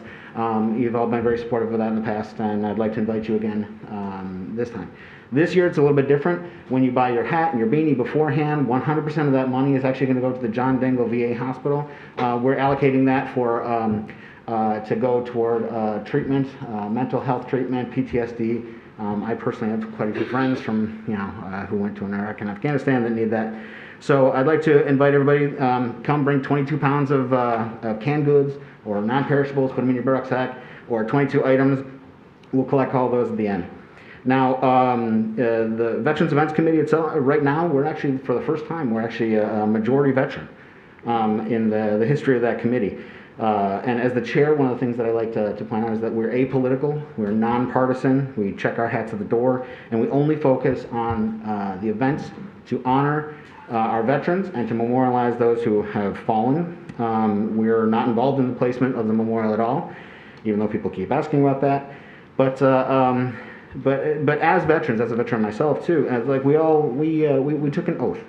We all took an oath to support and defend the Constitution. Not for some Americans, not for some parties, not for one group or another, for everybody. And our committee, we try to bring that oath to everything that we do and keep everything apolitical and nonpartisan. There's actually millions of U.S. veterans that are still alive, and we run the full spectrum from one end to the other.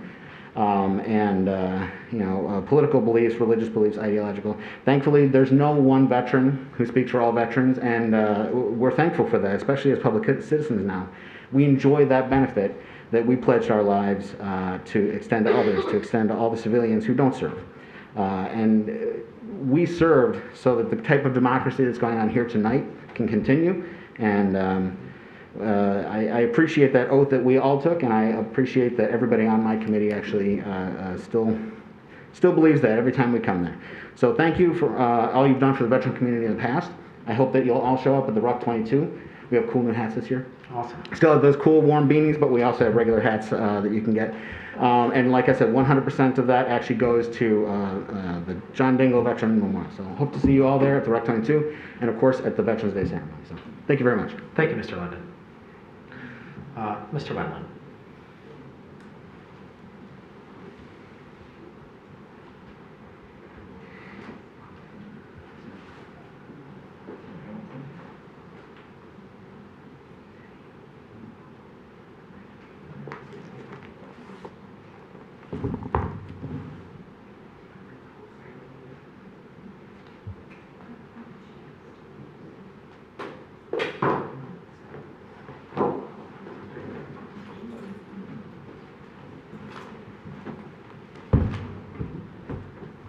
I guess you wonder why in the heck did I bring all those books, those binders? It's all pertaining to the war memorial. Mr. Wendland, I'm so sorry to ask and interrupt, but can we get you just for the record your name and address? My name is John Woodland. I live at 703 Irving. I've been a resident of Royal going on 88 years. I'm here tonight to explain some things that people don't understand and what's true or what's not true. And before me, with all these books, what's in that basket there is mostly all about the war memorial across the street that I documented, besides this one, and all the war memorials. And this book here is the ordinance of that across the street, of the memorial. As you know, there's a memorial park on 13 Woodward. What does that have to do with the park across the street? It has a lot to do with what's happening today. In 1955-56, there was a vote to be put on the election ballot to sell the park. And the problem was the city wanted to sell it, even though all the commissioners and the mayor wanted to sell the park there, Woodward 13. It was dedicated. Remember, dedicated, which meant it was up to the city to have the people vote on, not the commission. So they put on the ballot and it was voted down 7-1. What does that have to do with the one across the street? Because I had the same coverage. Same coverage. You guys were telling me we don't need input on it. That you had the decision, not us. That's wrong. That's a lie. That's a lie. Well, at least you got wrong information from the city manager at that time, which he told us and the Memorial Society president and the motorcycle, this is the city manager told us we had the right to decide, not you people. Then he turns around and tells you guys, oh, you have the power. It's kind of funny, he's not here no more. So neither is the city manager. So all that stuff was going on this time. These people didn't know. Mr. Well, I'm Wendland, I do need you to finish know your most final of you thoughts, people sir. did. If you didn't, well, you know now. Thank you, Mr. Wendland. All right. Memorial Park has a special place. I know I'm Mr. running over Wendland, time. Can I have there's a lot of people here give me tonight 30 that seconds. really, please finish your final thoughts, sir. Pardon me? Final thoughts, sir, because we got a lot of people that want to speak. Okay, Mr. Wendland? Thank you. I have a problem hearing you guys because with your mask on, I can't hardly hear a thing you're going to say. Well, no, I'm going to close up my talk. Don't lie to us again. Stop lying. Tell us the Thank you, truth. Mr. Wendland. Tell us the Who's truth. next? That's all I'm asking. Yes, ma'am.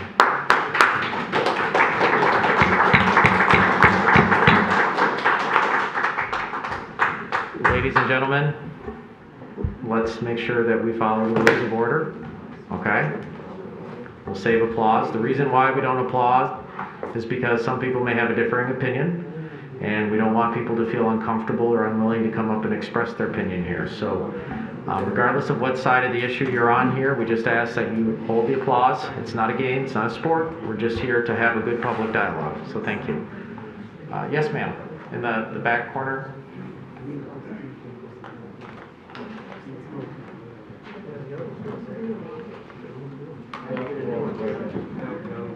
We got a two over here.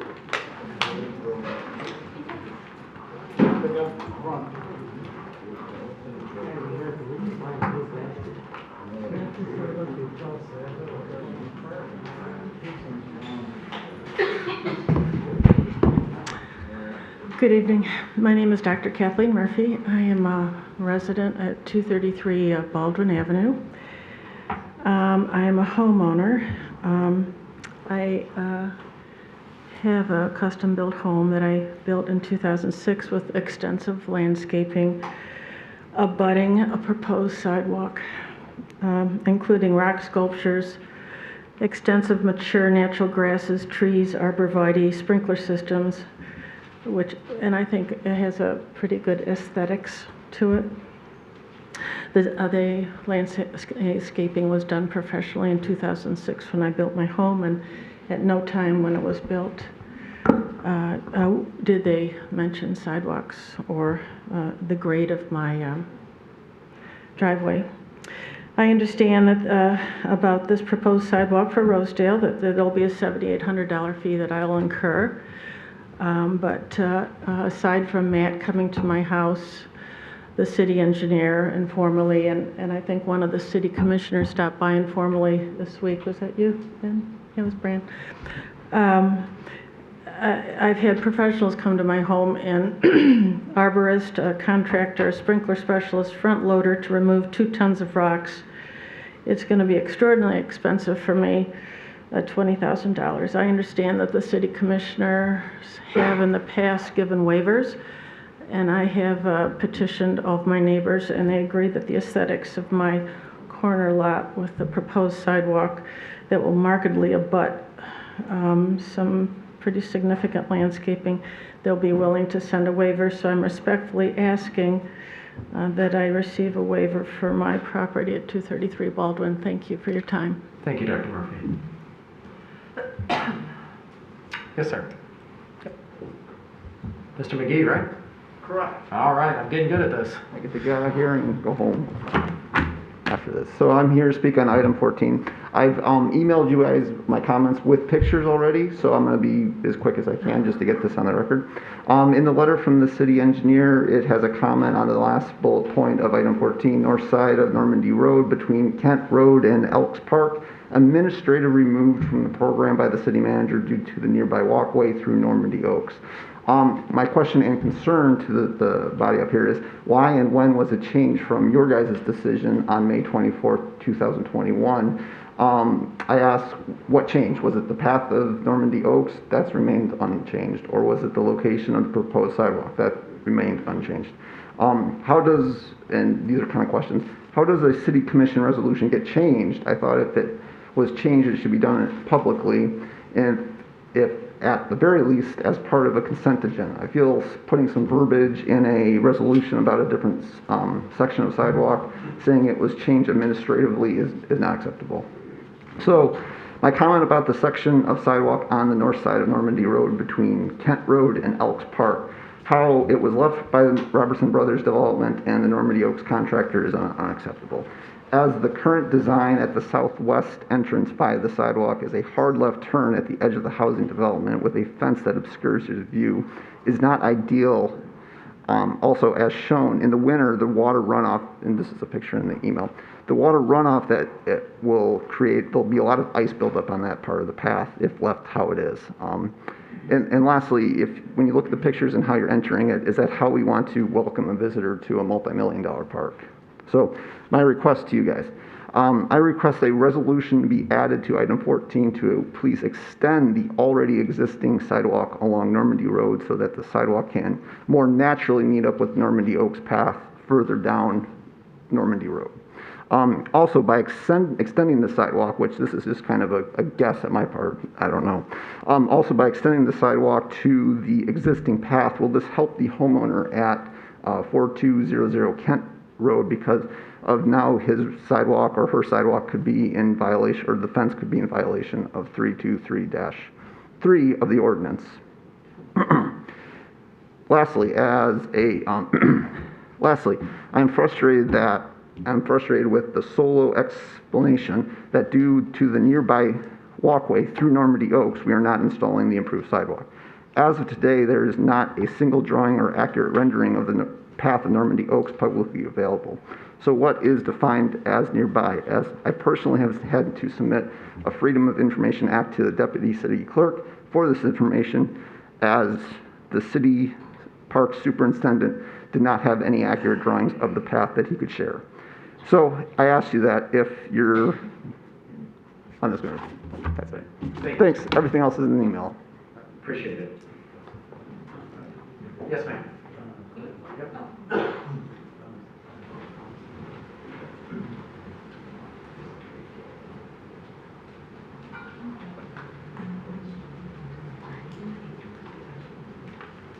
Okay, good evening. I'm Sarah Miller. I'm a resident at 233 Forest Avenue in Royal Oak. I'm here regarding number 14, the sidewalk, also as well as Kathy at Rosedale Avenue. I just wanted to say we actually had a waiver for a removal, or to not have a sidewalk when we built our house in the City Commission meeting.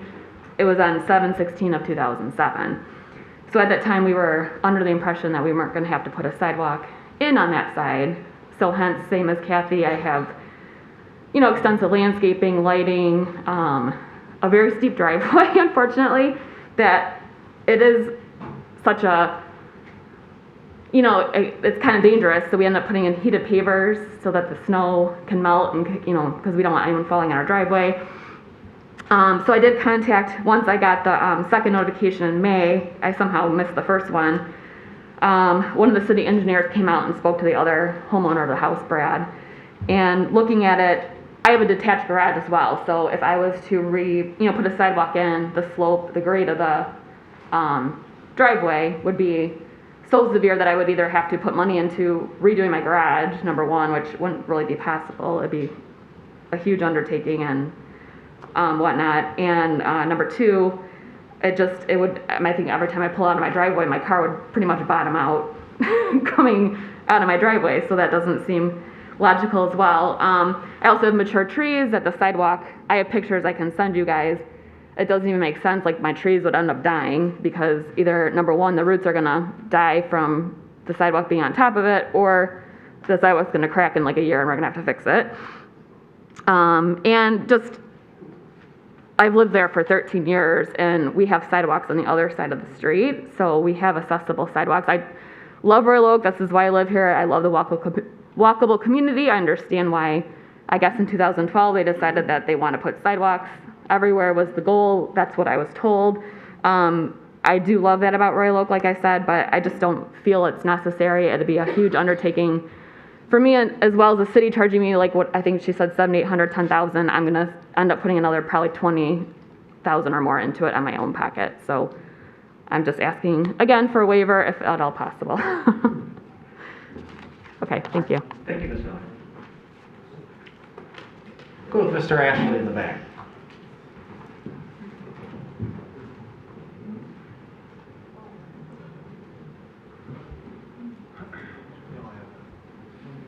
Can't trick us on the colors this time. We see it, Mr. Ashley. I hope you like it. I do. I'm Alan Ashley, president of Royal Oak Manor. Yes, the colors are changing. There is one item that was added a few weeks ago. As you know, on William Street is the front of our building. We have balconies. Those balconies will be enclosed with windows and all that. So now we can use those balconies year round. They'll be used for floor meetings, for birthday parties, whatever. Get up early in the morning, have a cup of coffee, and sit on the balcony and watch the sunrise and all that. So that is going to be completely done. That is why it hasn't been painted. So those will be all enclosed. Also, this Wednesday, if you see large stuff hanging in the sky, we are putting in new makeup units and chillers. Makeup units are bringing outside air into the building, and that's how our building breathes. We bring air in. You'll see them on a lot of buildings, big things that look like horns on them. Those are called makeup units. Those units will be put on the building plus a new chiller. That's this Wednesday, so if you see a lot of tall things hanging, it's from us.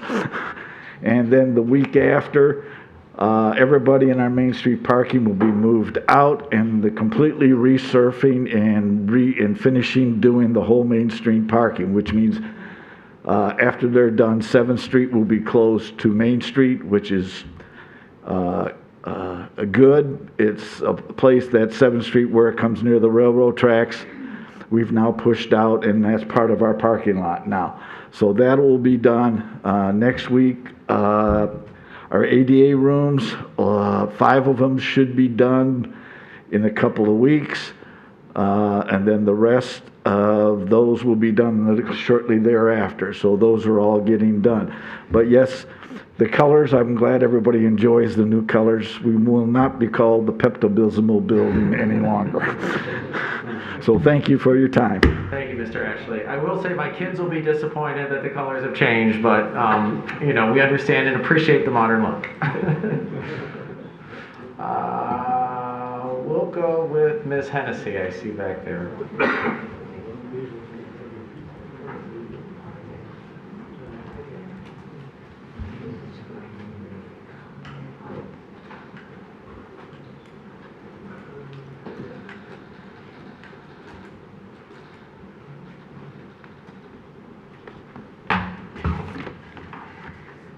Okay, where do I start?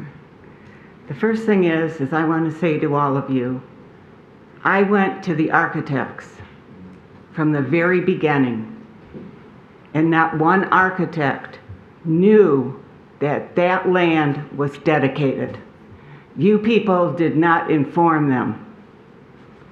They all told me that the plans can be worked around the monument and it did not have to be moved. And that came from every architect I talked to. And unfortunately, I'm sorry I don't have their names here, but I have them at home. And I went with Laura Harrison, and she can back that up. They had no idea it was dedicated land. Now that was your job to let them know that. And you didn't do it. Just like you don't do a lot of things. You only do things that you want to do. Let's see here. You say it's going to cost $400,000 to put it back. Well, if you would have waited until after this election, you wouldn't have had to pay that much money. But if you would have done what the charter said from the very beginning, that it had to go to a vote of the people before you move that monument, It wouldn't have cost anything until the people voted and told us what they wanted. So you are the ones that are costing the city money, and that's gonna make our taxes rise. Not because of the Veterans Monument and not because of us. And moving it right at the time of Memorial Day and then putting porta potties next to it, I just can't believe you would do such a terrible thing. And just to correct you, it was not moved 40 feet, it was moved 74 feet. It was measured by 2 different people that were from the press. In that $400,000 you're saying it's gonna cost, well, take it out of the money we're getting from the government, the $28 million. And talking about that, if we have such good people here and you are such good people, why do we have to hire a company and pay them $400,000 to tell you how to spend $28 million? What is wrong? I mean, I can tell you right now what to do with it. Put half of it in savings in case we have an emergency, and the other half, Ms. Hennessy, I do need you to finish your final thought. use on the infrastructure. I'm disgusted. Thank you, Ms. Hennessy. Who's Vote next? for the A-team. Okay, so I just want to remind everybody that, the rules of order still apply during public comment. And, we want to be respectful of everyone that comes up here. And I just ask that, you make the job easier for all of us up here, all the staff, Chief O'Donoghue, and everyone in here, that we just try to follow those rules, okay? I appreciate it. Thank you so much. Let's go with the gentleman in the back with his hand high in the air, almost in the corner. Yeah, you, sir.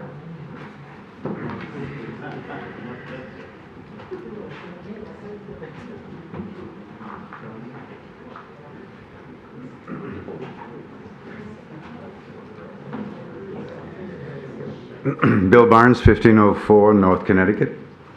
Good evening, Mr. Mayor, Commissioners. We all wish you well. And you, the Royal Oak voter, we wish you well informed. I'm Bill Barnes, running in the current election for City Commissioner, a member of the A-team. There are 5 seats open, and there are 5 of us.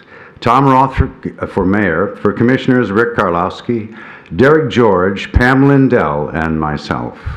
I invite you to visit our website, electyourteam2021.com. Glance at our backgrounds and our positions on key issues. Also visit the candidate forums on the League of Women Voters website for video statements from all the candidates. These are times that try men's souls, as Thomas Paine wrote during the birth of our American Republic. We see improbable things occurring on the national, state, and local level. We need to be there for each other and to support each other. Encourage each other daily while it's still today, as St. Paul teaches us in Hebrews 3:13. To the voters of Royal Oak, I say, who will you vote for this year? There are 2 groups with distinctively different positions. The current regime are urbanists. They want tall buildings, reduced setbacks, less permeable green space, hence more flooding, more concrete, more shadows, and more taxes. In sum, a disproportionate landscape. We, the A-team, do not want a bleak, anonymous urban wasteland of high-rise density, inadequate parking, intolerable traffic, and higher noise levels leading to frustration and stress in our daily lives.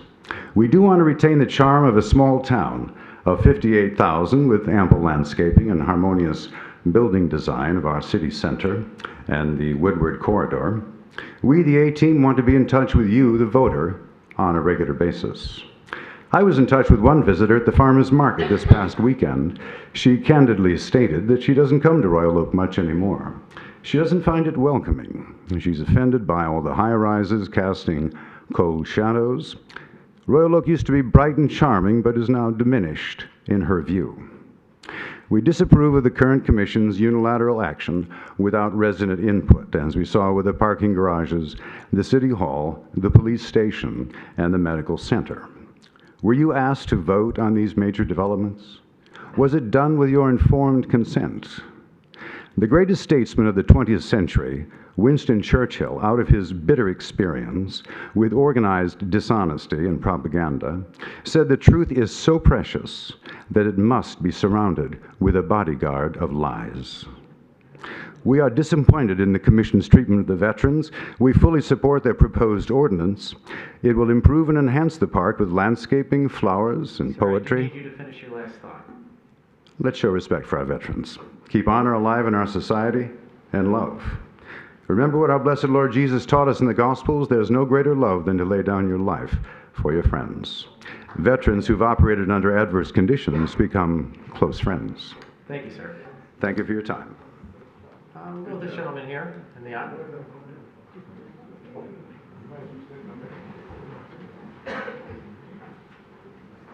Scott Lipinski, 233 East Farnham. I'm here to speak to item number 14 on the agenda, review of new sidewalks on Rosedale Avenue. My family and I live along Rosedale Avenue.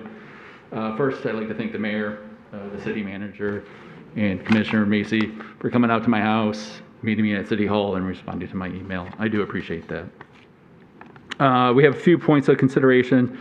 Our home was built in 1917, during which sidewalks were not required, and our house has continually been used as a single-family residence. As a result, according to city ordinance, it would be classified as a legal non-conforming use.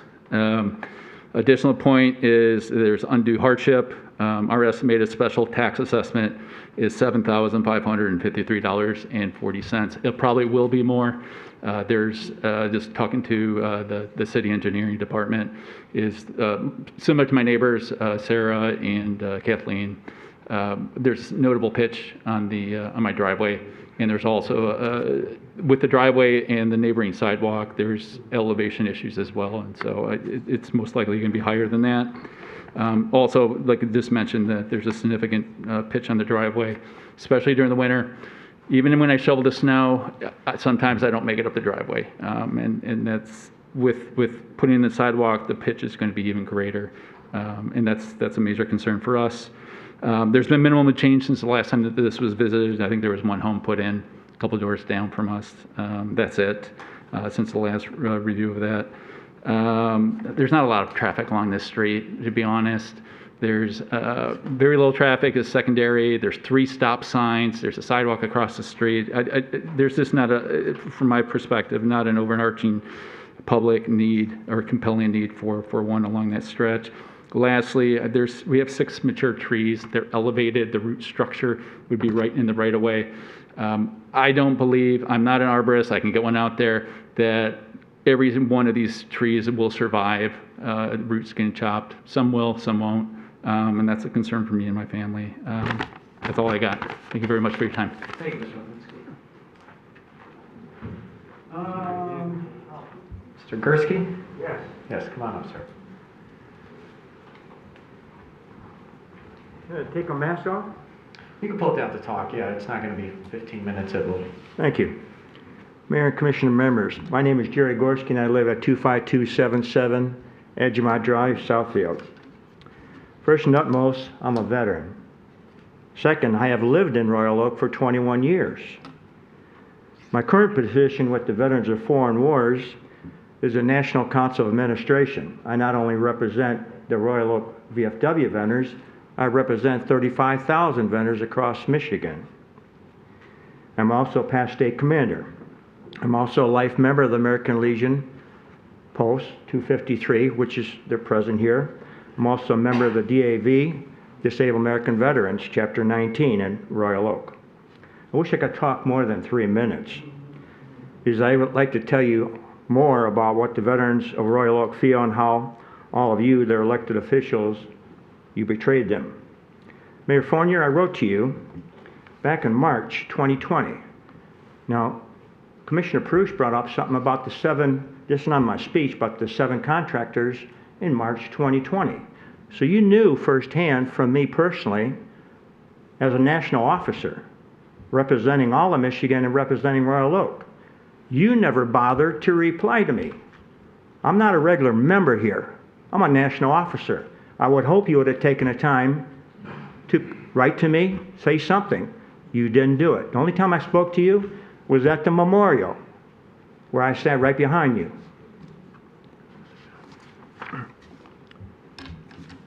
I am probably going to repeat what others have already said, but it needs to be repeated again.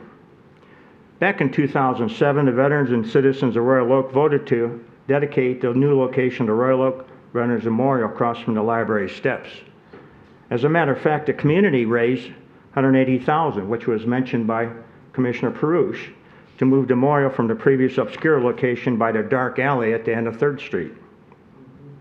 I know that because I lived in Royal Oak and walked past both locations hundreds of times over those 21 years. I also attended the memorial ceremonies right across from the library.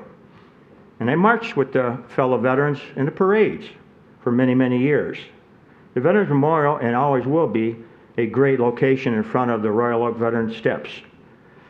I'm sure that all those 188 Royal Oak veterans listed on the Veterans Memorial would stand up in arms if they were alive today. I know I'm running out of time. I know they would be standing next to me. Those 188 veterans served and died so you, Mayor, the commissioners, and all of us can enjoy the freedoms we have today. Like you said, I wish I could have talked some more. Thank you. Thank you, Mr. Gorski. All right, who's next? We'll go with Mr. Rapinski.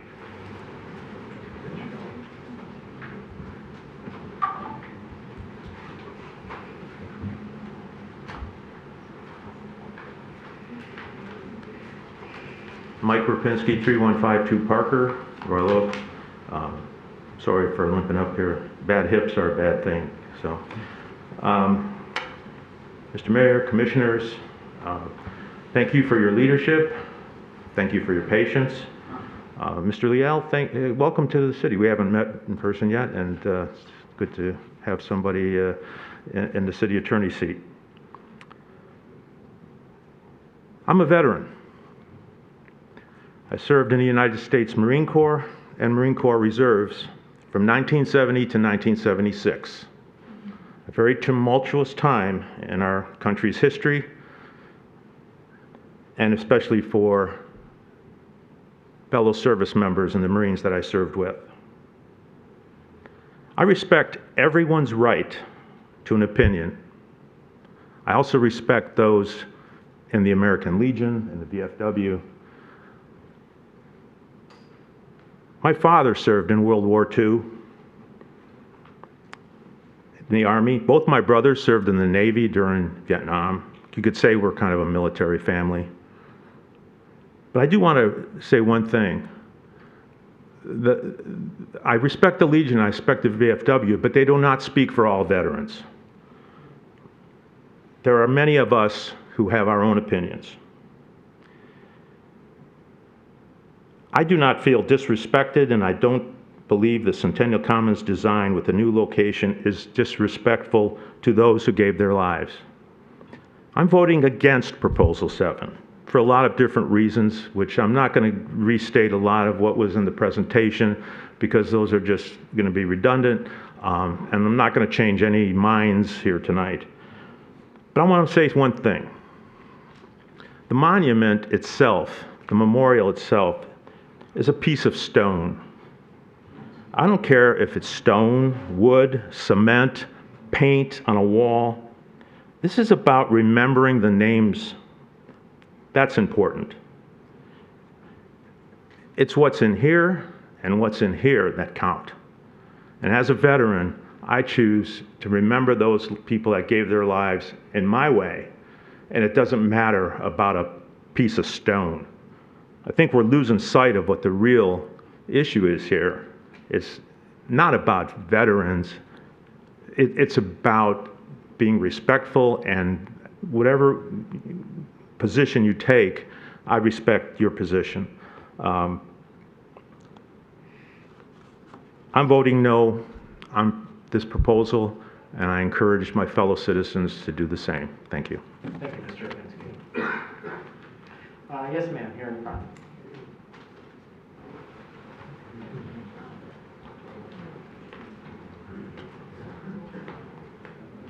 Evening.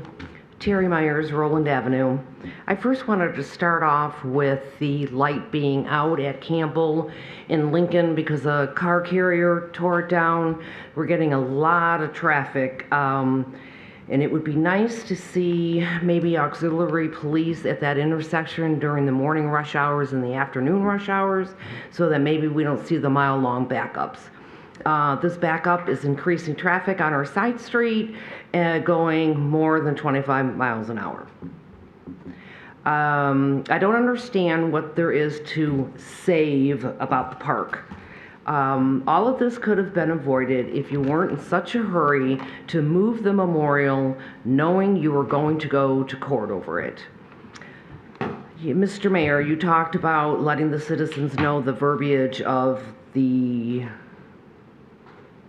proposal on the Veterans Memorial. I think you need to let the citizens of Royal Oak know exactly what changing our election law to reflect state law really means.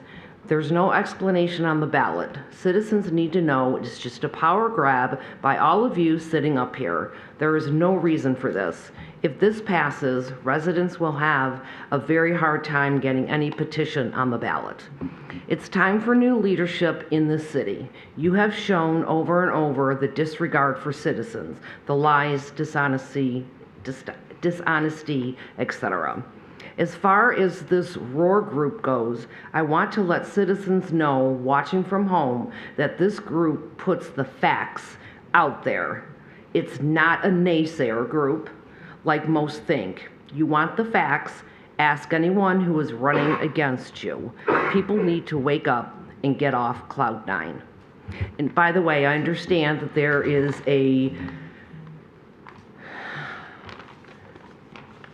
what do you call it? It's at Prano's tomorrow for Save the Park, and I'd like to know if I could come with a hidden camera, like you did. Thank you. Thank you, Ms. Myers. We'll go with the gentleman right here. I can see a hand up in the middle between two signs. Yes, yes.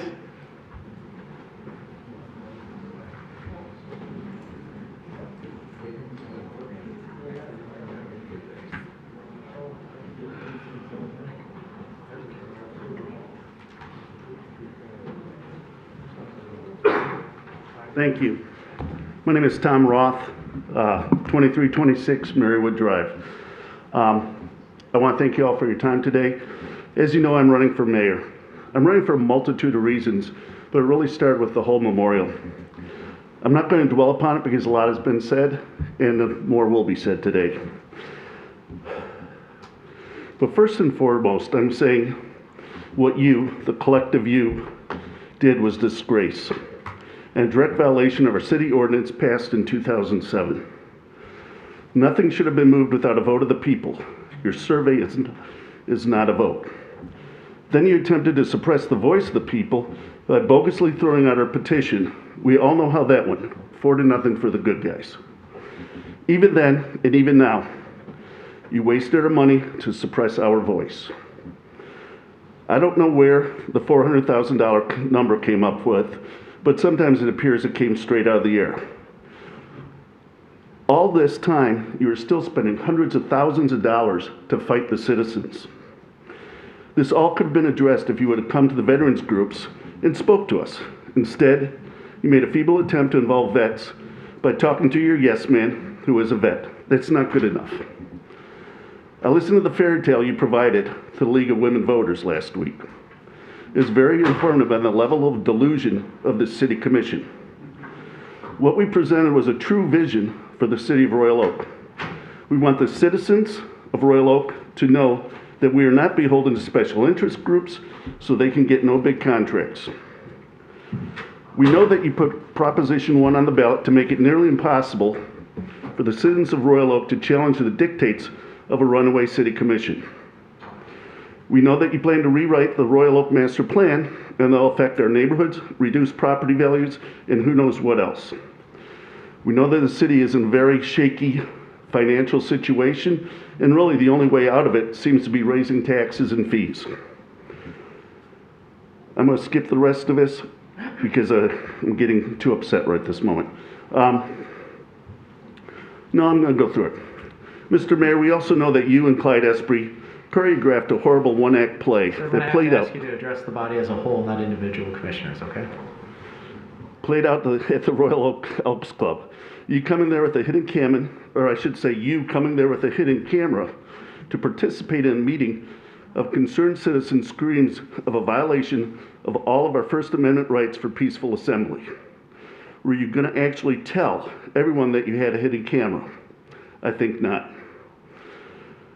You and this entire city commission are out of order and need to be replaced. There is an alternative, and we will lead from the front. Thank you for your time today. Thanks, sir. All right, who's next? We'll go with Mr. Semchina.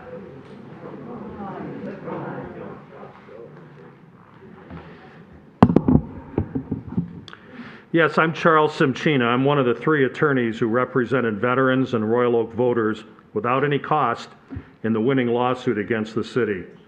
4 judges agreed with us, not with the 2 expensive law firms you hired, and found that the city commission's actions were illegal. The city spent more money on these attorneys attempting to suppress voters' rights than the cost to restore this Veterans Memorial. When the ballot proposal passes, the memorial and the area around it will be restored. We'll do this just like we did in 2006, without any extra burden on taxpayers. The park and city center will be enhanced and made better by adding back all the green space removed by the mayor and city commission. When a very angry mayor and commission were forced to vote to place this ordinance on the ballot, they repeated the same script over and over, the same script used when losing in court, very similar to your script tonight and performance you just went through in front of us. Somehow the memorial would harm the park and veterans cannot be trusted. This script is now used by the commission and a small group of political supporters who are trying to scare voters into believing that something bad will happen if they vote for the ballot proposal. The truth is that the memorial area will always be used as it has been. Children will play and read books at the memorial. Visitors can use it. Memorial use is a public use. It is only the commission's new and different uses, crammed into the small memorial area instead of into the larger park area, that the ordinance would not allow. You can have your food trucks, carnivals, a bazaar, and open drinking of alcohol in the rest of the park. The portable toilets and garbage placed on the memorial after losing the lawsuit will never happen again. Remember, this is a small memorial area honoring the lives of Royal Oak residents who gave all serving our nation. It's not a giant outdoor reproduction of a college town bar. There's a lot of park area remaining for that if voters want it. Your anti-veteran campaign intentionally skips over parts of the ordinance. The ordinance requires restoring the green space that is missing from our entire downtown and the park. This helps control water runoff and flooding. The commission has completely failed in the design of this park. Many thought the park would add a lot of green space, but veterans will add more grass, larger landscaped areas, and flowers. Other cities have easily concluded that green space memorials and parks are complementary to each other. Even your architect said that, but he lacked the approval of the mayor and the commission. Only in Royal Oak do our twisted elected officials attempt to convince voters that this is harmful. Voters can save the memorial, enhance the park, and save the city by removing you untrustworthy liars from office. Trust the veterans, 4 judges, the A-team, not the current city commission. Mr. Semchina, thank you. All right, who's next? Mr. Regan. Ladies and gentlemen, just a friendly reminder.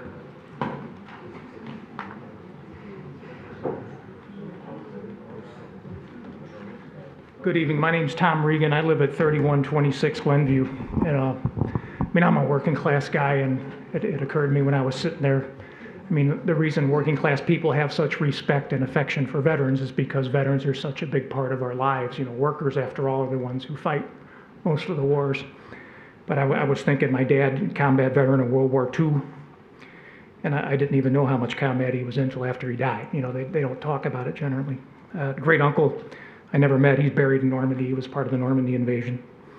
brother-in-law in the Air Force. My brother served in the Army in Europe, my niece in the National Guard. Nephew-in-law was a combat veteran in Afghanistan. And again, we feel respect and affection for veterans because they're a big part of our lives. And it's disheartening to me to see veterans being manipulated by this Proposal 7 campaign. I suspect most of the veterans who passed this petition had no idea that it was going to cost the city $400,000 to implement and would wreck a $5 million park. And I think in order to understand why this Proposal 7 happened, is you have to understand the motives of the people who organized it, and they don't give a fig about veterans or the welfare of veterans. What they care about is gaining political power, and that is what this entire political Proposal 7 campaign is about. It's about very cynical, very manipulative people out to gain political power. They're trying to take over the Royal Oak City Commission, and they're using our affection and respect for veterans to try and win the election. And if you don't understand that, you do not understand why Proposal 7 is on the ballot. So anyways, I would urge my fellow residents to vote no on Proposal 7. And again, it does nothing to help a single veteran. It's not designed to help veterans. It's designed to help cynical and manipulative people gain political power in Royal Oak, and specifically to get control of the Royal Oak City Commission. Thank you. Thank you, Mr. Regan. Ladies and gentlemen, come on, let's show respect for everybody. Yes, ma'am.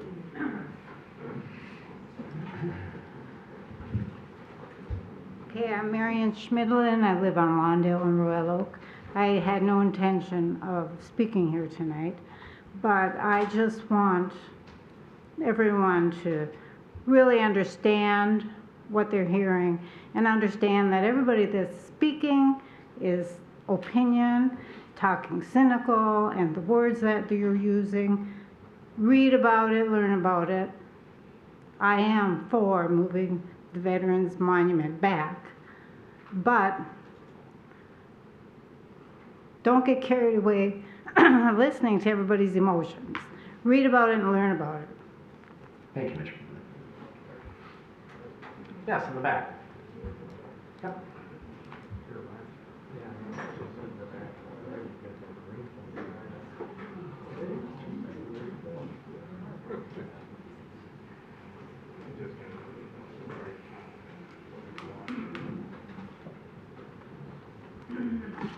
Sue Fabian, 316 Midland, Royal Oak, 60-plus year resident of Royal Oak.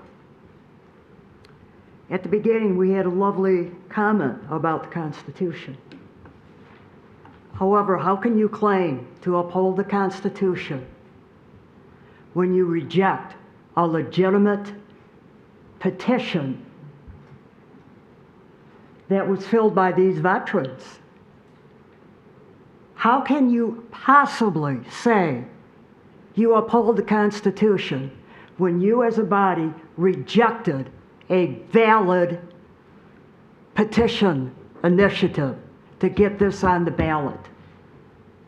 I don't understand that. I got a flyer in the mail from Mayor Fournier saying, "We will invest in infrastructure upgrades and treasure community assets while maintaining a balanced budget." How can you say that when our city is facing $250 million debt and you are operating per your own financial director at a $7 to $9 million annual deficit? How can you even imply that? It's a total misrepresentation. And yes, I am angry about that. As to the master plan redo article that I found in the paper, one of Timothy Thwing was said to say conditions have changed in Royal Oak, specifically the increase in high density units being developed in the city. That wasn't because us voters wanted it. That's because you are forming the city in your own vision. and not the existing master plan. Then you go on to criticize the master plan, that it grows more and more out of date, one of you said, end quote. It's harder and harder for the Planning Commission to reconcile their individual decisions on a plan or plan unit development or recommending zoning change.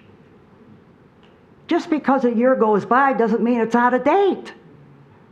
This is a fine master plan based on the will of the people who had extensive public input. You want to trash the whole thing to reform the city in your image, not in ours. Mayor Fournier, you were quoted as saying the world is changing and we can choose to sit back. Comments to the commission as well. Okay, I'll end on this. I represented an elderly woman who had to pay $700 to be heard in front of the zoning board. I demand that back from the commission. That is absurd. It's an economic hurdle, especially to a fixed income elder. And I'd like an answer to that now because I don't have the energy to stay here to hear your answer at midnight. Thank you, Ms. Beatty. Who's next? I'd like an answer now. Mr. Harrison. Put on the record that the commission refuses to answer.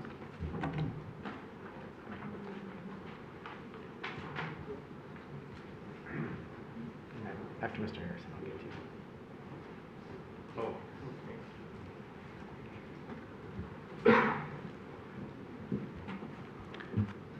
you. After hearing a previous comment, this is Bill Harrison, 2729 Trafford. I have to redirect my comments.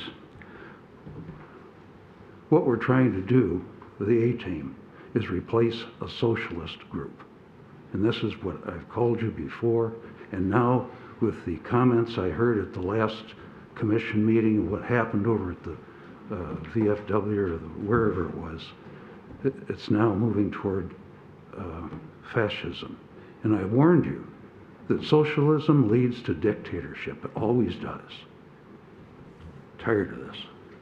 Anyway, I'm also tired of the misinformation that's been given out. You neglected to mention that there were stakeholders that directed a lot of, or were drivers of what the park design was going to be. One of the stakeholders was Ron Bogie. There were others, I don't recall the names, or I would tell you. I'm referring to this article in the WROK Review paper. We have Commissioner DeBuck saying that the ordinance is chock full of contradictions with state law and our charter. We had 3 seasoned attorneys that wrote that ordinance, and I saw your smug kids up here that were representing to you. And they were turned down and by the Circuit Court, the Court of Appeals, and they were admonished for trying to prevent the citizens from voting on the ordinance. We have Commissioner Colo, who said, although this is the 5th move of the monument, it's the first time in its 100-year-plus history that it actually got a purposeful built spot. Well, the original spot was designed by Michael Day, a very noted landscape architect from Birmingham. He also said that he continually cites the steps at the prior location as an impediment to a person on a wheelchair. The original site had a ramp coming from the west up to the monument. It was handicapped accessible. It was not an impediment. And again, as others have said, you've made your own bed by moving forward on the north end of that park and moving the monument before you did anything else. The whole idea, of course, was to do what you did, build in cost to have it replaced back. And as Chuck Semchina said, the city's not going to have to pay for this. We're going to pony up and write our own damn checks. Thanks. Thank you, Mr. Harrison. In the spirit of transparency, we got a message that our broadcast is having issues right now. We believe it's recording, but the live broadcast is having some issues. So If you guys are okay, we're just going to take a few moments here until we get confirmation from our team that everything's up and running, because this is a live stream meeting. I hope you guys are okay with that. So I was just informed. Might be a good opportunity to take a washroom break. We got brand new washrooms. Folks are interested. So I will take a recess. I appreciate everyone, but this time we have a technical issue. We want to make sure that everyone's heard. So don't be long. It could be just a couple minutes.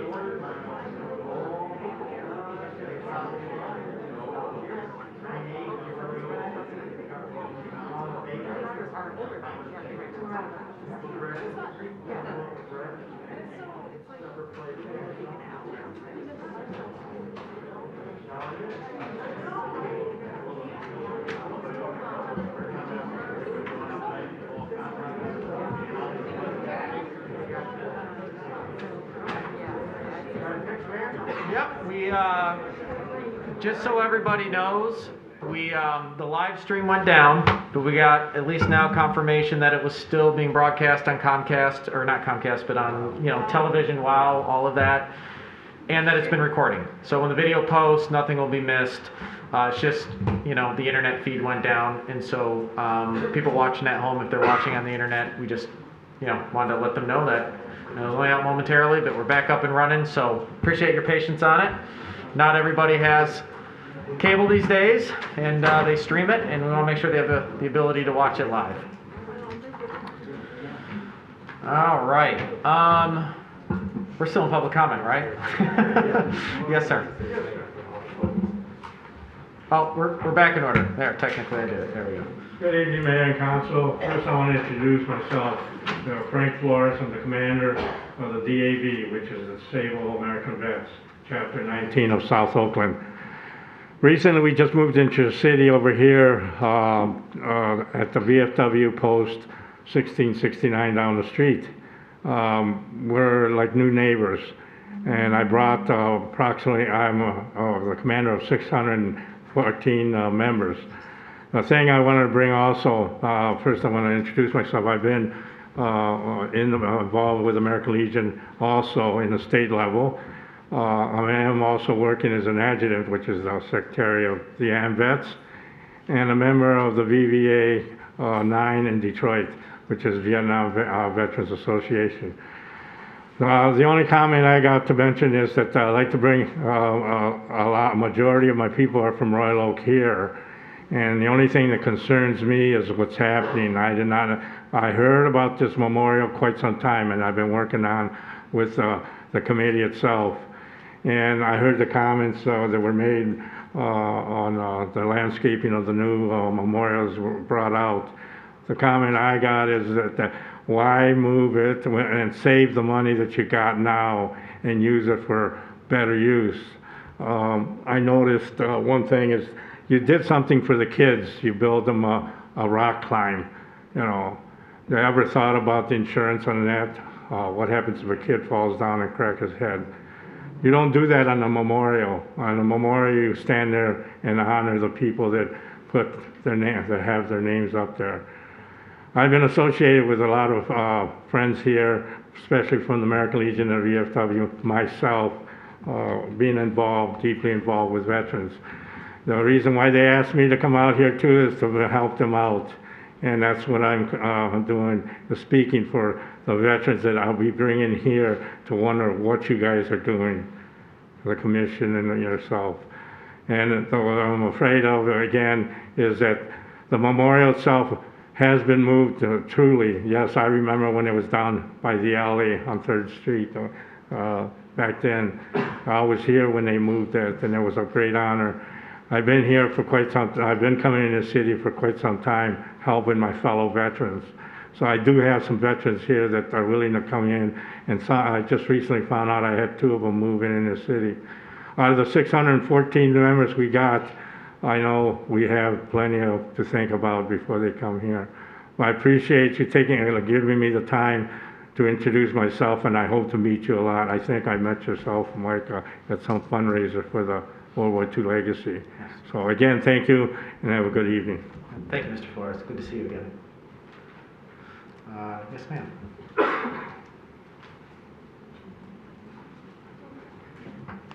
Hi, Jeannie Dolson, 126 North Connecticut, and a 31-year resident of Royal Oak. I'm speaking tonight in support of the decisions you all have made concerning our new downtown park at Centennial Commons. I myself was able to participate in 2 of the public input opportunities. One was the online survey I participated in, and the other one was one of the events at the farmers market where they had the three final or semi-final ideas, and I was able to put my first choice in. And I don't think they chose my first choice, but that's okay. I believe the Veterans Memorial has been given a good spot in the new park. I think it's an improved location. My dad was a vet, and 2 of my brothers are also vets, and I resent seeing these yard signs that say "Vote for Vets." I think they're extremely poor taste and very misleading.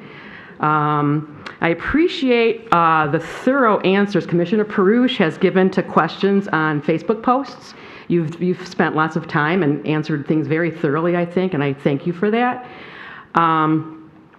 And also, I will be voting against Proposal 7, and I'm looking forward to using our new park. Thank you. Thank you, Ms. Dolson. Yep. Yes, ma'am, here.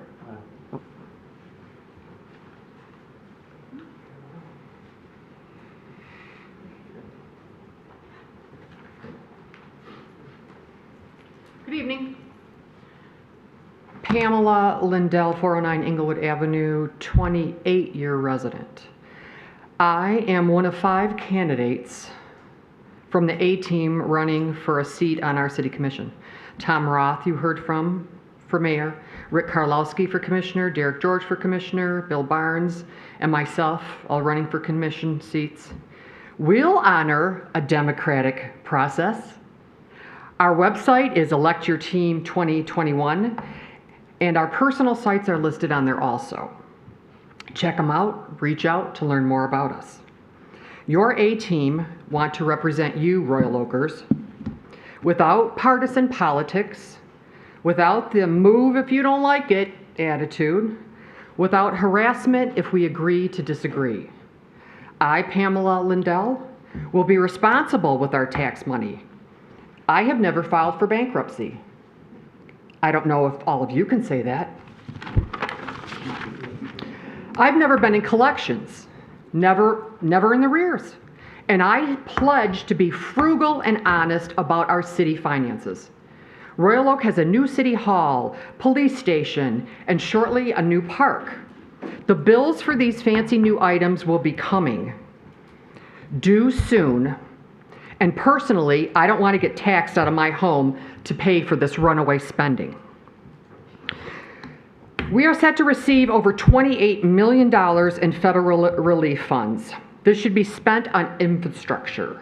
I want to see more green space on the Woodward corridor, not high rises.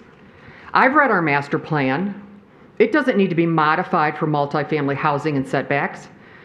When a firm is selected to freshen up our master plan, I expect 100% transparency as to who this firm is and why they were selected. If a company is chosen because you know they're going to tell you what you want to hear, that's bias. No commissioner should have skin in the game when choosing them. That reeks of crony capitalism. We have 7 proposals on the November ballot. Please vote no on the first one. As the mayor said, honor our democratic process. If number 1 passes, Royal Oak will be governed by state election laws over our own city charter.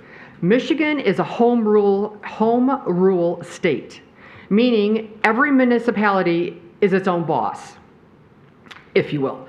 The only time any city, town, or township asks the state to take over is because they don't have a charter. We do. Leave it alone.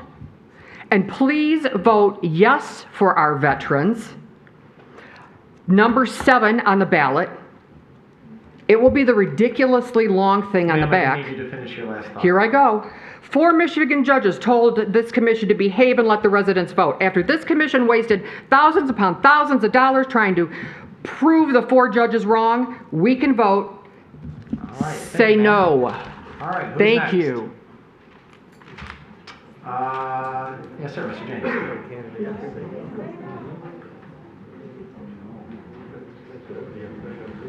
Okay, hello, my name is Michael James, 2914 Bembridge Road, and I want to address 3 things, hopefully. First of all, I wanted to say that for some reason, for decades, we've had our police department, our police officers working in an asbestos-filled police station. For some reason. I am grateful that the current city commission and everybody who's worked with them figured a way to get them into a brand new facility, no asbestos, it will not hurt their health, modern facility that they can do their job well. They deserve that, and I'm glad we have that. Second thing I wanted to cover is I never saw the old monument on 3rd and Williams, way before my time, but I did see the one we had last year and the years before, the Fallen Soldiers Monument, and it was pretty good. I've seen the drawings and the specifications of the new monument that we're now putting up now. And we've had people talking about all kinds of details, all kinds of measurements, and I guess I'm more of a big picture guy. When I look at what we had a year ago and what we're putting in right now, what we're putting in right now is basically just better. It's bigger, it's nicer. If you have a wheelchair, you can go up to the monument or right in front. The space is beautiful. Sure, we can put thousands of people around it because you built a park around it. You took away the parking lot, you removed the walls. I think the city, over 2 years, with all that input, got a good result. We have a better monument. It honors the fallen soldiers. It honors my grandfathers, my uncles, and my cousin, and my many family members who have served. And so I'm pleased. I'm voting against Proposal 7. You might have guessed that. Lastly, you guys up here have been patient. You have shown kindness. When people have thrown insults at you, called you names, abused you, yet you still listen, you show kindness, and you listen. That is hard to do. And this is what you need in a democracy. You need people who are willing to listen, even when we're mad, and willing to calm us down when we say things in an unfortunate way. I have 8 seconds, so I give that time back to you. Thank you, Mr. James.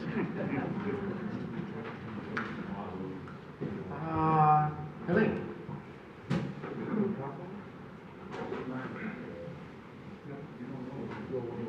I'm still doing okay with the masks, you know. Much better lighting in here than our last arrangement. Good evening to everybody. I really wasn't going to speak, but listening to some of the others encouraged me to have something to Sorry say. to interrupt. Can we get your name and address? Oh, Eileen Orlansky, 3442 Devon Street, Royal Oak. I was just wondering, I've listened to the A-Team tonight. I really didn't realize I was coming to a political rally. And I was wondering if those on the commission will have equal time. That's a question I have. Maybe you could answer that later. But as far as the memorial, I believe that I'm going to vote no. I think it's, after seeing the video, I think it's going to be perfect where it's been moved. Now, yesterday I was at the Flight 93 9/11 Memorial in Pennsylvania, and there were a lot of monuments. There was a lot of sidewalks. There were a lot of green space. There was a lot of things to see, and that really wasn't important. They can move them wherever they want. What was really important for me when I was there was remembering what happened there. And there was a place where everybody was buried there. And that area was sacred ground, and no one got to walk on it. But the rest of it was just to come and remember. Thank you. Thank you, Mr. Orlansky. Yes, sir, in the back corner. Yep.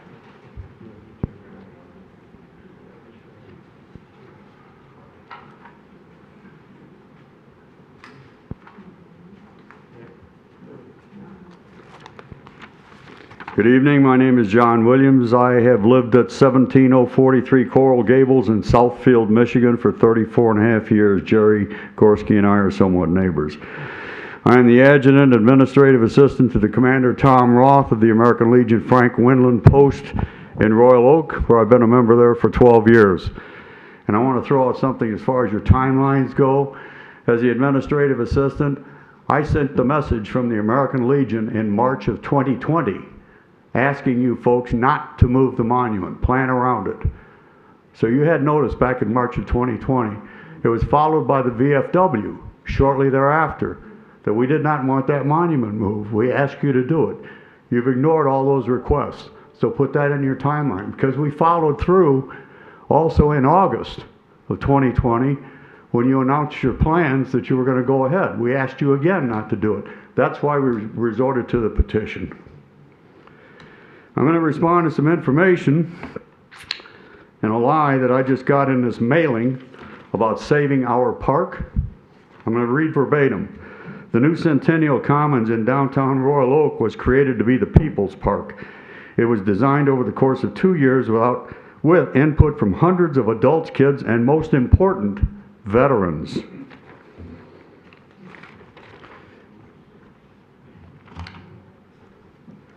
There's no reference to a veterans or a memorial in Centennial Commons. Is this an oversight, or is it something deliberate? Oh, hundreds have been stated as being polled as before, and it was noted again tonight that you talked to 1,500 people. It's a big difference. How many people did you talk to?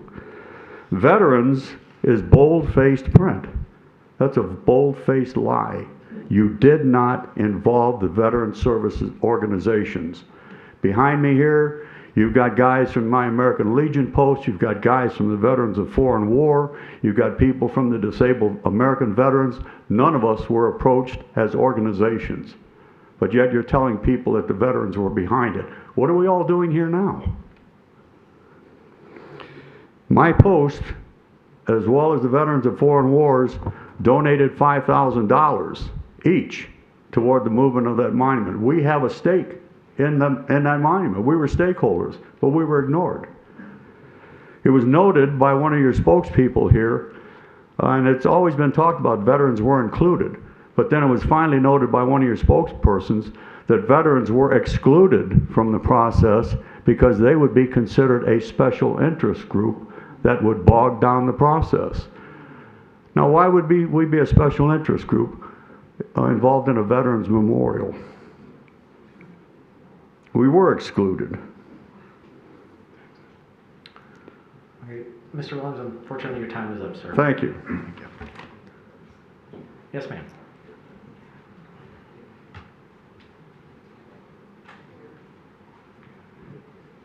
Hello, my name is Sharon McLeod, Sharon Roach McLeod. I was a 50-year resident of Royal Oak, and I live at 54 Clover Ridge in Troy. I'm just going to come up here and tell you, I wasn't going to come up and talk, but I wanted to tell everybody that the memorial meant so much to my family and myself because my brother's name is on that memorial. He got killed in Vietnam, March 8th, 1969. And I remember the time that I brought my mother and dad up here to watch them, to see his name on the memorial. It was the most touching time I've ever seen. I saw my dad have tears in his eyes. That memorial meant everything to my parents and myself and my family members who still do live in Royal Oak. To have it down on the ground, I think, is a disgrace. It was up in the air. It was for everybody to see. To have kids, like you said, to have kids throwing frisbees around, I don't think that they need to be throwing frisbees around this memorial. It's there to memorialize these servicemen that got killed in the service. I do have his replica of his Purple Heart that I carry with me every place. Now, if this was taken from me or changed from me, I'd be devastated. That's how I feel about this memorial. It's been there for, well, it's been there, he got killed in '69, but I'm not sure when his name was put up there, but we come all the time. My parents are no longer here, but I still come on Memorial Day. My family, other family members come on Memorial Day. It means a whole lot to us. I hate to see it get moved. Thank you. Thank you. All right, yes, sir.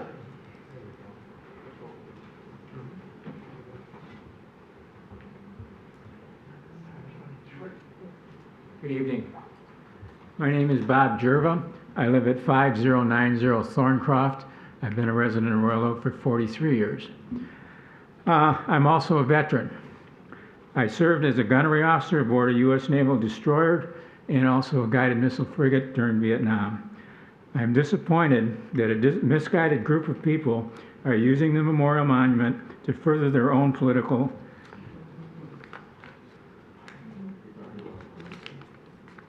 agendas. The movement of the monument will cost us, the taxpayers, $400,000 needlessly. Their agenda does not provide any help for citizens of Royal Oak or for any veteran. I'm going to vote no on number 7. Thank you. Thank you, Mr. German. Anybody else? Oh, I think yes, sir.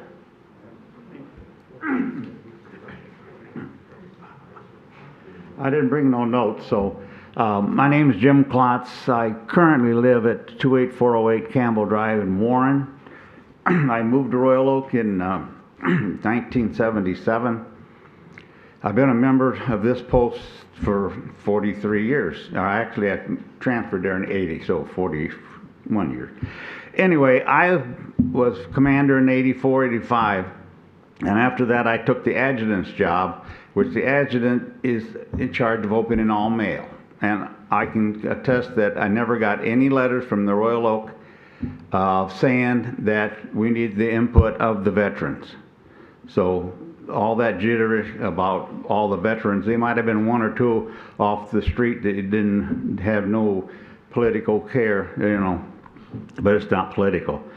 One thing too about Barbara Hallman, she, my deceased wife, she married us at the City Hall. So we were good friends for years. And when I was commander in there, before they moved it to the dumpsters, the city did come over to our post and they had a proposal, and we thought it was a great proposal, but they ended up putting it in the over there because I think that's when they decided to put up that fountain. But other than that, no, the petition is because you didn't follow the charter and go to the vote of the people. So you did it on your own to move the thing, and you were all out of order. Thank you. Thank you, Mr. Klotz. All right. Yes, ma'am, there in the middle. Yeah.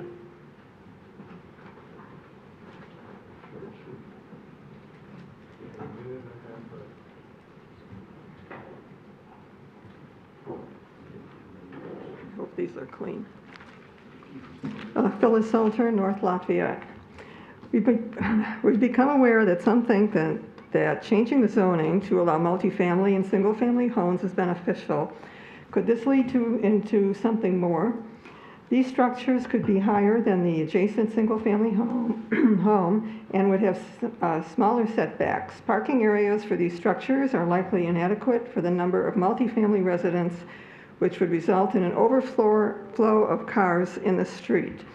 A residential street is typically narrower than a street with other uses. This may be a concern also to those with small children. There are currently several two-family structures on Catalpa. They have the then required setbacks. Those who chose to purchase a single home on Catalpa knew that they had what they had on their blocks. They did not expect to have their space and view diminished. The two-family homes on Catalpa can be occupied with 2 to 8 persons, most with cars. Many park on Catalpa and coming out of the side streets have a blocked view on oncoming traffic, and some flow into the side streets. Just as those buyers knew what they were getting, those on interior streets now do not want their style of life upended. It occurs to most that having a structure that is being proposed on their block, or worse yet, even an adjacent structure, would significantly decrease the property value. Even in a market like we have experienced lately, which is not going to last, such a structure would be a detriment. And because of the location, where the street is full of cars and your backyard is closed in by the thing next door. Have residents been notified of these proposals? Based on planning law, that is required. I don't know if they have. I am aware of what the residents off Woodward think of this. I think the Board of Review and the state will be very, very busy in the next few years. Which areas do you think developers would hit? Maybe the land values are the lowest. That's where they would go. Is that fair to those residents? Stating that their property is not affected is an insult to the homeowner. During the last year or two, we were told by one of your members that there was a density report that states Royal Oak needs more density. I went to the planning office to see if it was available and was told that there was no density report. Not sure who to believe. Do you really want to cover the city with concrete? This density has had an effect on home and condominium owners and likely made their properties less valuable. I think it's time to consider those who have been loyal residents and their needs. Oops. Beware of PUDs, and there are some balconies on the apartment across from the Huntington Bank on Main that the balconies are leaning, so you might want to tell somebody that. Thank you. Thank you. Anybody else wish to speak tonight in public comment? Yes. Sir, is that Tim? I can't. Yep, okay. I'm getting a weird angle. Hi, good evening, Mr. Mayor and Commissioner. My name is Tim Jaworski. I live at 227 East 12 Mile Road. One thing that was mentioned earlier today was nobody expected to attend a campaign rally this evening. That was not my intention or thought of the meeting.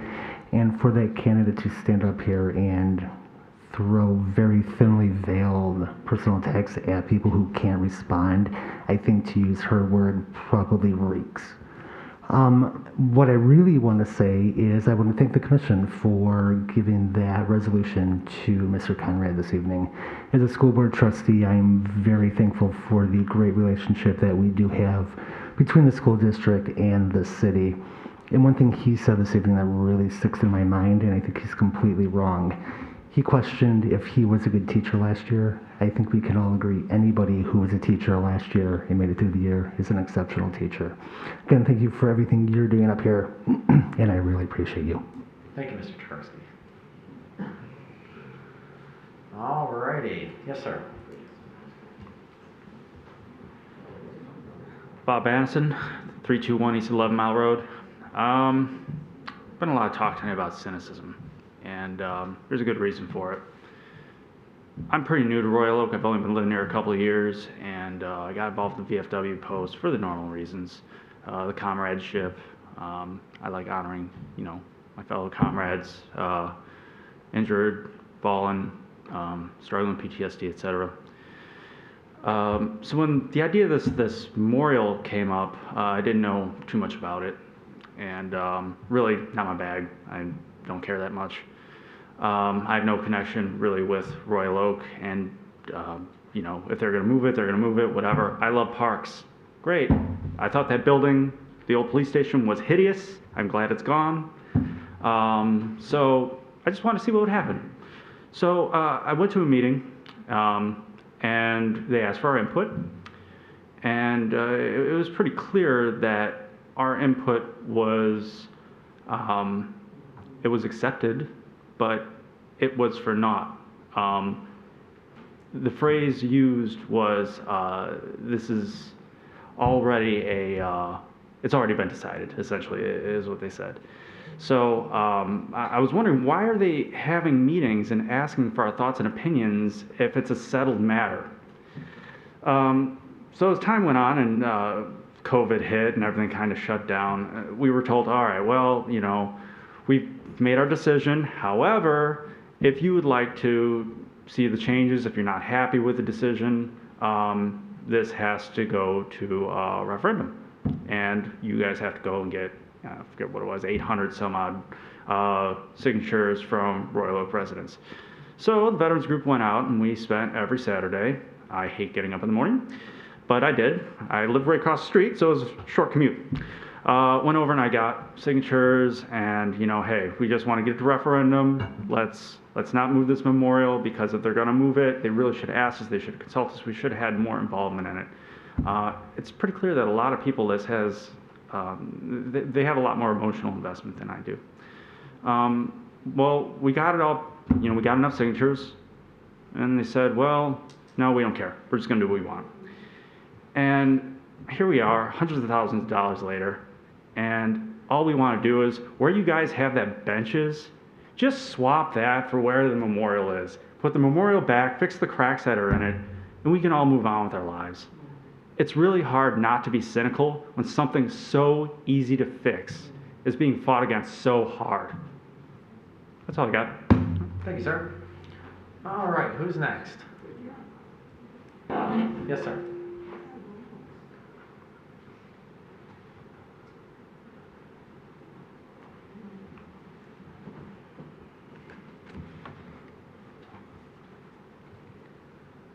Hello, my name is Alex Schneider. I live on Knowles. To answer this fine lady that was talking about how this commission being treated unfairly, some of the members on this commission should be taking it on the chin. Let's put it this way. Money was taken from Rizzo, from dirty money, never returned by some of the commission members here. And I don't think most people at home know about it, but they should. I was watching this forum online where all the candidates had minimum amount of minutes. And Mr. Mayor, current mayor, made reference that anyone who would stand against rezoning would be a racist, basically. That would be a racial issue. I just watched your video presentation that this commission produced with Mr. Mayor being at the helm. Look at the white silhouettes. Would that be racist, Mr. Mayonnaise? This is a scam being perpetrated upon our community. The rezoning issue, you can look at the clock all you want. the rezoning issue is an important issue for the taxpayers here because a lot of them invested in this community. They were duped into thinking that this is a single-family residential neighborhood community, a bedroom community if you wish. And all of a sudden, this master plan we have, a fine master plan, is no longer good. We need a new master plan so you can hang your rezoning on that master plan. I submit to you that you would lead this community to a financial Armageddon because the property values will decrease and people will still pay the same taxes and people will still pay the same mortgage and people that count upon retirement selling their homes would not get as much. Thank you. All right, who's next? Ms. Anderson?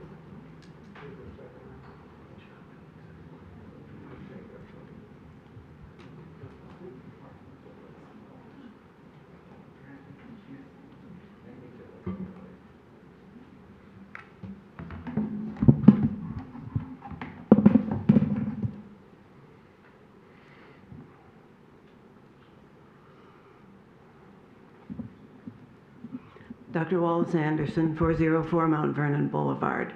First, I speak to support the veterans who want their war memorial back, a memorial that was funded between 2005 and 2007 without a penny of direct city funding. The community raised well over $400,000 and the DDA supplied $108,000. I have reliable records for these figures. You may email me at wally, W-A-L-L-I 404 at att.net if you want to see the data. It's been repeatedly shared with the City Commission. In 2007, 90% of voters approved what is Ordinance 156 in the City Charter to protect the memorial as created. I have Commission and DDA minutes using the phrase in perpetuity. Who would have thought an arrogant City Commission would choose to ignore Ordinance 156? Would spend thousands of dollars to hire a PR firm to sell the park to voters and likely over $100,000 on high-priced attorneys to fight putting the proposal on the ballot. Who would falsely claim that veterans were included in planning their park? You've heard that several times tonight. Would approve a park design supported by really a very selective community engagement process. Do not believe the anti-war memorial messages being mailed about costs. The scary claim of $400,000, I first saw that figure in a newspaper, likely the Trib, as a quotation from City Manager Paul Brake. It's never been explained or broken down, and I'm highly dubious of the estimate. I've been told that shifting the monuments cost about $40,000. The other claim that this will prohibit everyday use of the space is really specious. Courts have broadly interpreted the phrase memorial purposes.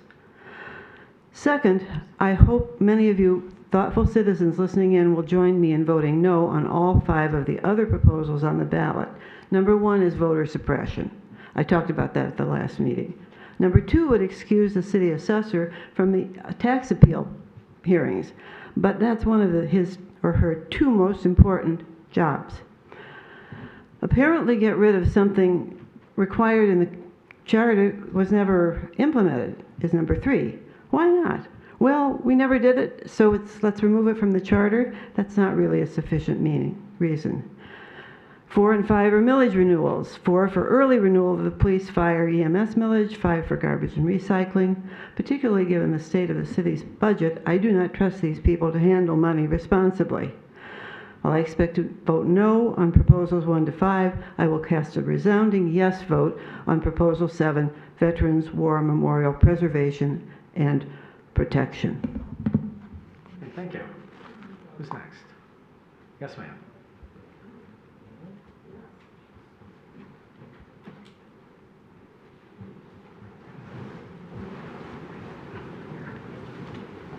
Suzanne Chambers, Hudson Street, Royal Oak.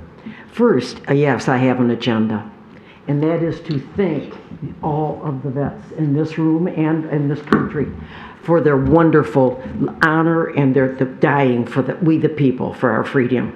And to diminish that for 1 minute is so insulting to me, and I'm sure the veterans. So thank you, vets. I really appreciate all of you. You're amazing men and women. We had a perfect placement for our beloved monument honoring our wonderful vets who, again, they laid down their lives for the freedom of all of us in the room and in the country. And the money raised for that placement was raised by the people of Royal Oak, not you people. Well, I should say, I don't know how you voted. I would hope that you voted to support it. We paid for that monument at the steps of the library, and it was wonderful. I went to many, many functions there. It was wonderful, absolutely wonderful. That we could sit on the steps at the library, and the children had their place for their bicycles.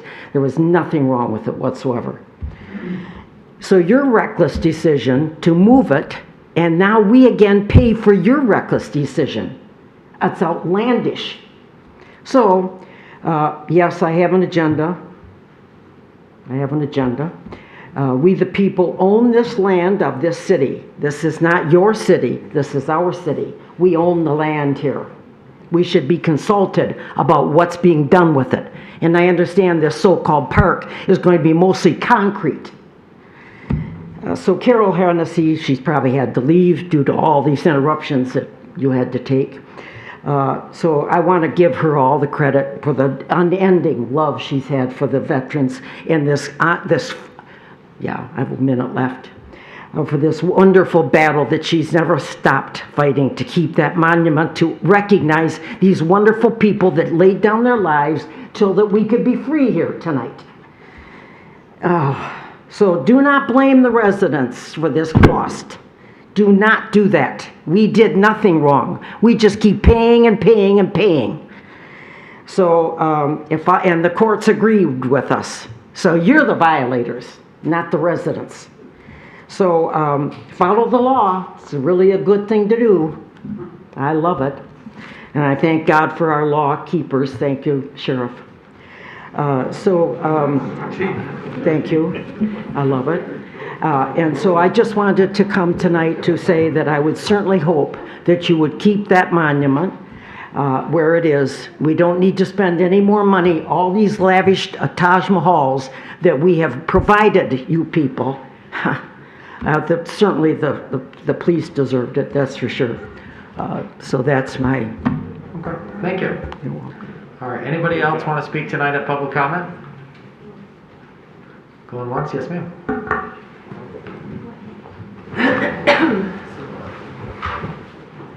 Janet Flanneberstein, 3105 Clausen Avenue. Thank you, thank you, thank you, thank you, thank you.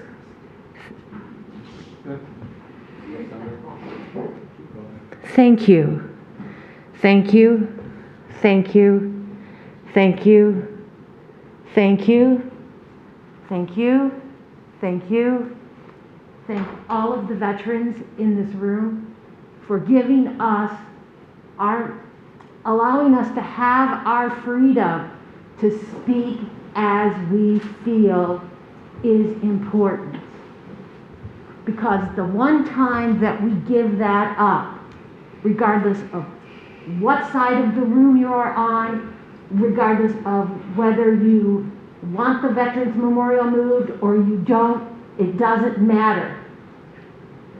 But we need to be respectful of each other at all times.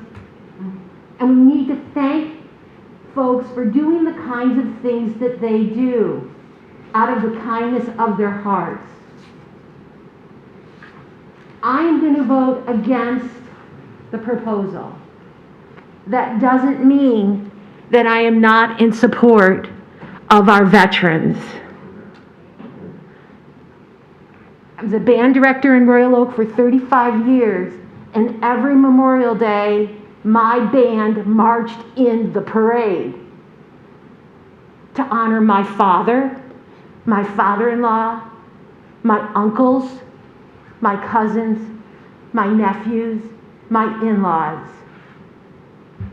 So please don't please, please don't think for a moment that there's any disrespect. Tonight before I came to the meeting, I stood at the fence and I needed to assess for myself how I felt. How did it look? And today I looked up things about Gettysburg, and if you've ever been to that park, it is an amazing thing. And Washington D.C. with all of the monuments, and I tried to see if I could find things about maybe monuments that have been moved in the past, and to make this right in my soul. And I just have to say that, with all of that digging deep, I'm still, going to vote against the proposal. But I certainly respect and will continue to respect our veterans. Thank you. Thank you, Ms. Von Emerstein. Anybody else wish to speak tonight? A public comment? Going once? Going twice? Okay, we're going to bring the meeting to this side of the table now. Appreciate everyone for your patience during public comment. I think we had a lot of voices heard tonight, and there were a lot of questions posed. So I promised that we would take an opportunity here to answer some of the questions that were brought up. It looks like we're going to maybe take a break here. Some folks want to head out, so we'll just wait a minute here.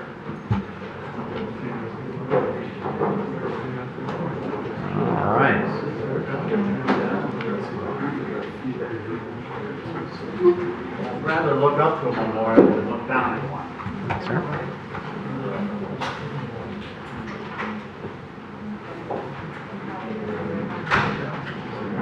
Thank you for your time. Thank you.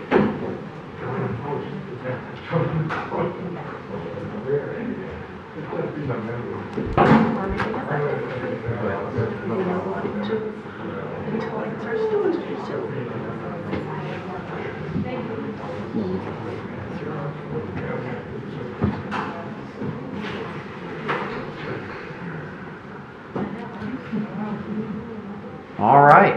Well, looks like we got some folks out and much smaller crowd now.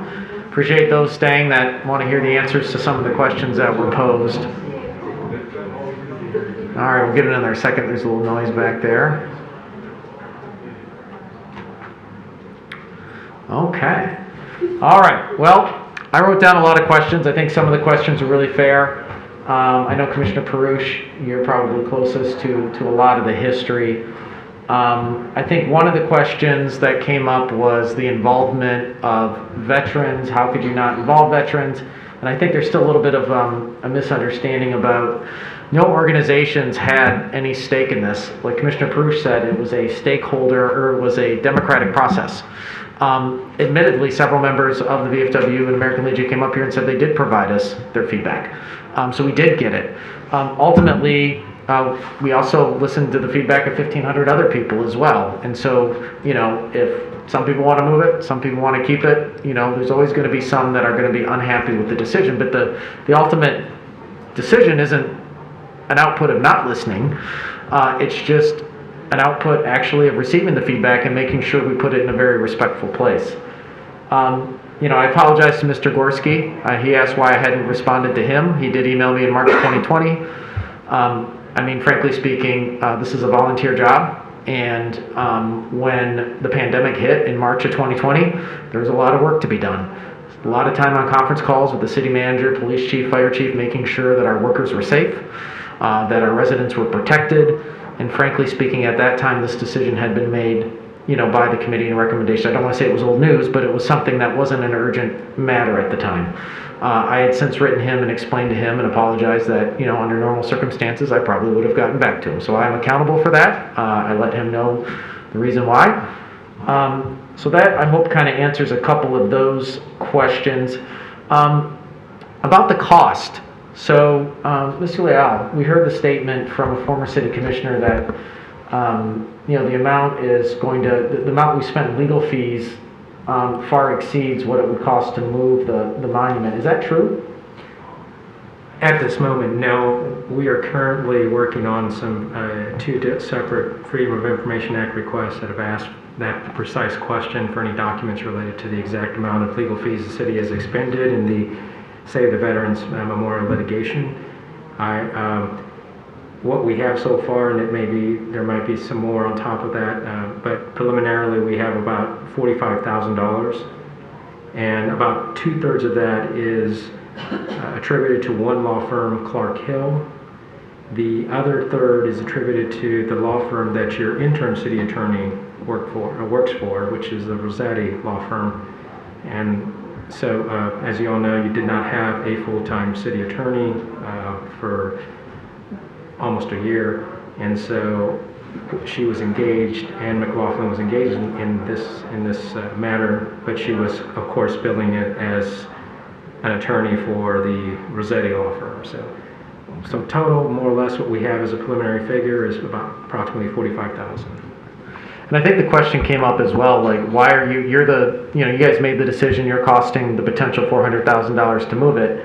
And I think Commissioner Perush outlined it, and correct me if I'm wrong, I think the answer to that question is, if we were to have stopped and waited and not moved it after the petitions were signed, we would have been on the hook for possibly millions guaranteed for breaking the contract. So the commission, because the petitions weren't put together, weren't collected signatures so long after the decision had been made for the contracts, then if we were to have taken that decision, it would have cost millions versus $400,000 potentially if it were to get on the ballot and if it were to pass here in November. So, as fiduciaries for the city, it would make no sense to guarantee millions of dollars of penalties, a delayed park, more construction in the park for something that may never happen. So I think it's an important point that people understand, the sequence of events. I think the other question we had was about the porta potties. I think, and I'm answering these, but I think the answer to that, Mr. Brake, was the construction company. We don't control the movement there.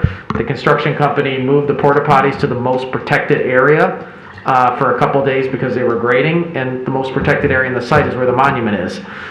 Yes, it doesn't look good to have porta potties there. As soon as the public made us aware of it, we asked Mr. Brake, hey, what's going on with this? But the city did not move the porta potties there. Mr. Brake, anything to add on that? That is correct. So when it was brought to our attention, we had it moved immediately. Yeah. Can't solve a problem we're not aware of. I keep hearing that the question about the funding, Commissioner Perush, was 100% by citizens. I thought you had said that a bulk of it was paid for actually by the city for the original move. Is that true? In terms of the move to the location in 2007, the total cost represented in the minutes, and you can look at the minutes of the Downtown Development Authority, the total cost was about $180,000. Of that, the Downtown Development Authority entered into contracts, and their total cost that they paid for was about $160,000. The citizens raised about $35,000. We have the records of all of those contributions and the list of all of those people that contributed. It's pretty detailed. It goes from donations of just $10 all the way up to donations of $5,000 from the VFW. So we have all of those records. The total public contribution in 2007 was about $35,000. And I guess the other question I had here,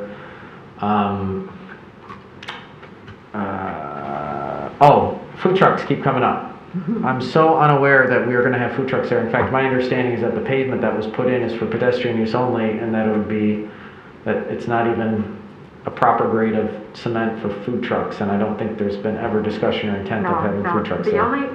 The only mention, I went back through every single set of minutes for the task force, and the only person that ever mentioned the words food trucks was Bill Harrison, who spoke tonight against the park, who said, that big place, it would be a perfect place for food trucks. And we said at the time, no, that's not in the plan. But that's the only mention of the word food trucks out of all of the minutes of the task force was by Bill Harrison. So no, we're not going to bring food trucks into the park. They belong over by the farmer's market where there's utilities, water and electricity that they can tap into. You know, the park wasn't designed for that. The one last question I have here that I think I picked up, and I apologize that we're making this meeting go long, but I want to make sure that we get all the questions answered tonight, okay? About the ordinance to protect the Barbara Hallman Plaza area.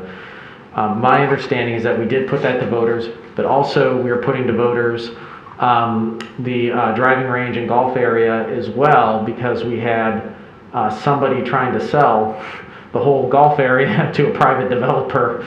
I think that person was here in attendance.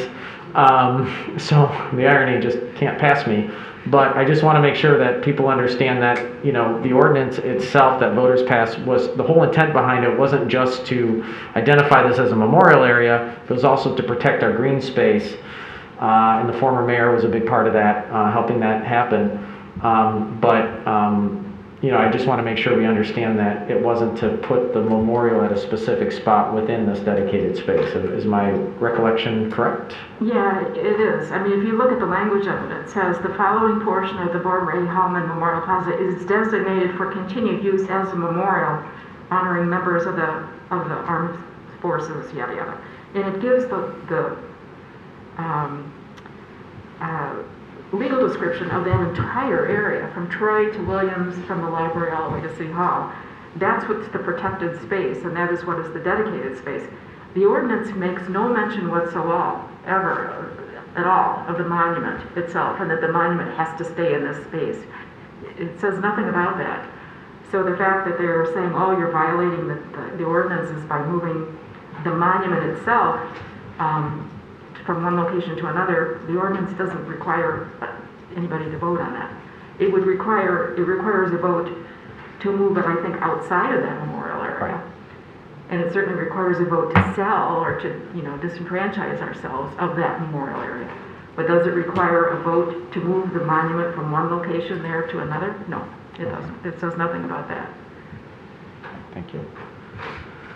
I don't know if anyone, I mean, there's some other questions that came up about, you know, the financial health of the city. I mean, I guess the 28 million we can't put into savings. There are restrictions about what we can use the money on.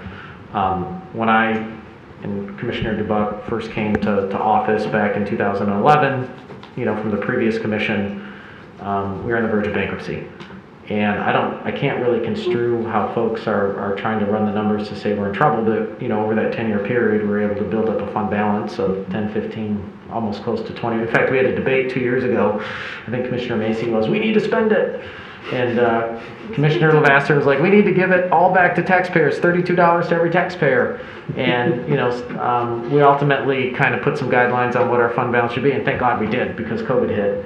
So some of those questions I probably don't merit answering, but as it relates to the funding of the, you know, memorial and stuff like that, I mean, the city is, you know, I guess that's a different discussion for a different day. You know, the question that came that really hit me was about Frisbee and playing in front of the, for the woman that lost her brother. I thought that public comment was very touching. My understanding is I think the confusion is we're not talking about playing Frisbee right in front of the memorial. We're talking about the 20% of the park that is green space, and, you know, that's when we talk about recreation, that's what the concern is, or that's what the outcome would be, so to speak. It's not right in front of the memorial having a picnic on the memorial or anything. We're talking about that big green square that was shown in the presentation. Many, many yards, hundreds of yards away from the memorial. Yeah, you're going to have kids.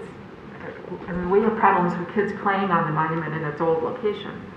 That's just going to happen. But I think given the location where it is now, it's going to be much less likely that that's going to happen, just because of the design and the way the landscaping is going to kind of wrap around it. And I think maybe, sorry, one more last thing. I think the one thing about, we hear the court rulings and all of this stuff, I just want everyone to understand that, you know, we went extensively over the city's legal analysis after we came out of closed session to explain to people, you know, how everything worked. But in the end, you know, this, you know, the idea that anybody can put anything on a ballot, is a point of contention. I mean, the ruling basically says you could say, I think someone said up here, everyone could get a free lion. And then, okay, it goes to a vote. And that's where the state constitution comes in, which we all took an oath to hold up state law and all of this. So it puts everyone in a rough position. But, there are state laws that ultimately apply to this ordinance, especially since how sloppily and awful it's written, that we have to be cognizant of. Okay. I don't have any more questions that I captured. Did I miss anything that was, there was some colorful language, but I don't remember. Bond ratings or measure of financial health. Oh yeah. Yeah, bond rating. We do have a AA plus bond rating. We are in pretty good position there. Save. Oh, I think it's important. This question keeps coming up, and I guess it confuses me. It conflates a couple different issues, but the Charter Review Committee is actually the citizen committee that put the charter amendment out there to say we should be compliant with state law. Just like everyone gets a free lion example, what we're trying to do is, almost every other city out there, their charter is compliant with state law. Our charter at one time said that if you didn't own property, you couldn't vote. Okay, well, that's, not compliant with state law. Our charter once said, I imagine you could have it say, you could put a petition that says, people living in the south part of the city are not allowed to vote. Maybe all the people in the north part of the city, sign a petition and put it in. Of course, that would never happen. It's against state law and the state constitution. So this is something that's been working. I'm still having a hard time understanding the argument. I'm trying to understand the connection, but I'm not, as passionate about a technicality, but to the extent we can answer that question, we'll just try to do that. So I think that's all I have. Anybody else? Any other questions? Okay. All right. Well, 11:15 at night, we're, I think, done with public comment. And that brings us to item 10, which is the consent agenda. Anyone want to pull anything off the consent agenda or make a motion for it? Commissioner Douglas? I move approval of the consent agenda. Okay, is there a second? Second by Commissioner Hunt. Discussion on the consent agenda. Okay, the consent agenda now consists of City Commission meeting minutes September 13th, claims September 21st, 24th, approval of purchase orders, approval of WROK Administrative Services Agreement, flexible spending accounts, proclamation designating October 6, 2021, Energy Efficiency Day, Michigan Department of Transportation Performance Resolution for annual permits, contract modification, professional surveying services, non-action items, community development block grant update, and the August 2021 investment report. All right, I'm going to call for the vote. All those in favor say aye. Aye. Those opposed, motion passes. All right. Mr. Filipski. Still here? Still here? All right. I'm still here. Can't see you yawning through that mask. I said I'm tired and breathing my own breath. What's before you tonight is a request to approve a cartograph purchase agreement. Cartograph, as the memo indicates, is asset management and task management software option for use at public services agencies. We currently don't really have much of anything. We've got a patchwork of different systems that have been built over the years, spreadsheets and index cards and the like, and what it really cries out for is a consolidated system. I brought this up previously at long-range planning or strategic planning. And so in order to improve customer service delivery and really the stewardship of our assets, and then provide administrators some good improved data from which to make decisions and analysis, we really need this type of software. So we did a study of the different types. I have some background in this as well. And Cartograph is highly recommended, and I'd be happy to elaborate on the reasons why, should you be curious. But for the sake of moving it along, I won't detail into that. But there is a annual cost, about $50,000, plus a similar cost, maybe about $60,000 to install for the first year. So there's an ongoing cost to this. It adds incredible value to what we do. We do a lot at DPS. We do a lot of things really well. But keeping our records is difficult with the system we have now. So definitely something we want to improve on. I expect that this would be fully deployed for us to use in about 8 to 10 months. it's not overstating it to say it would really be transformational for what we do and how we do it at DPS, and so I'm really excited about that. And lastly, I wanted to mention, because I know this is an item of curiosity frequently, this does have the option to allow us to put this forward facing to the public, to offer options for submitting requests and being able to track those to a certain degree. There's a lot that's involved in setting these up. And so I don't want to commit to being able to do that upon, if you guys approve this tonight. But definitely at the tail end of it, when we have it set up for our uses, that's definitely the intention to deploy it publicly. With that, I'll take any questions. Questions for Mr. Volipsky? Oh, Commissioner Douglas.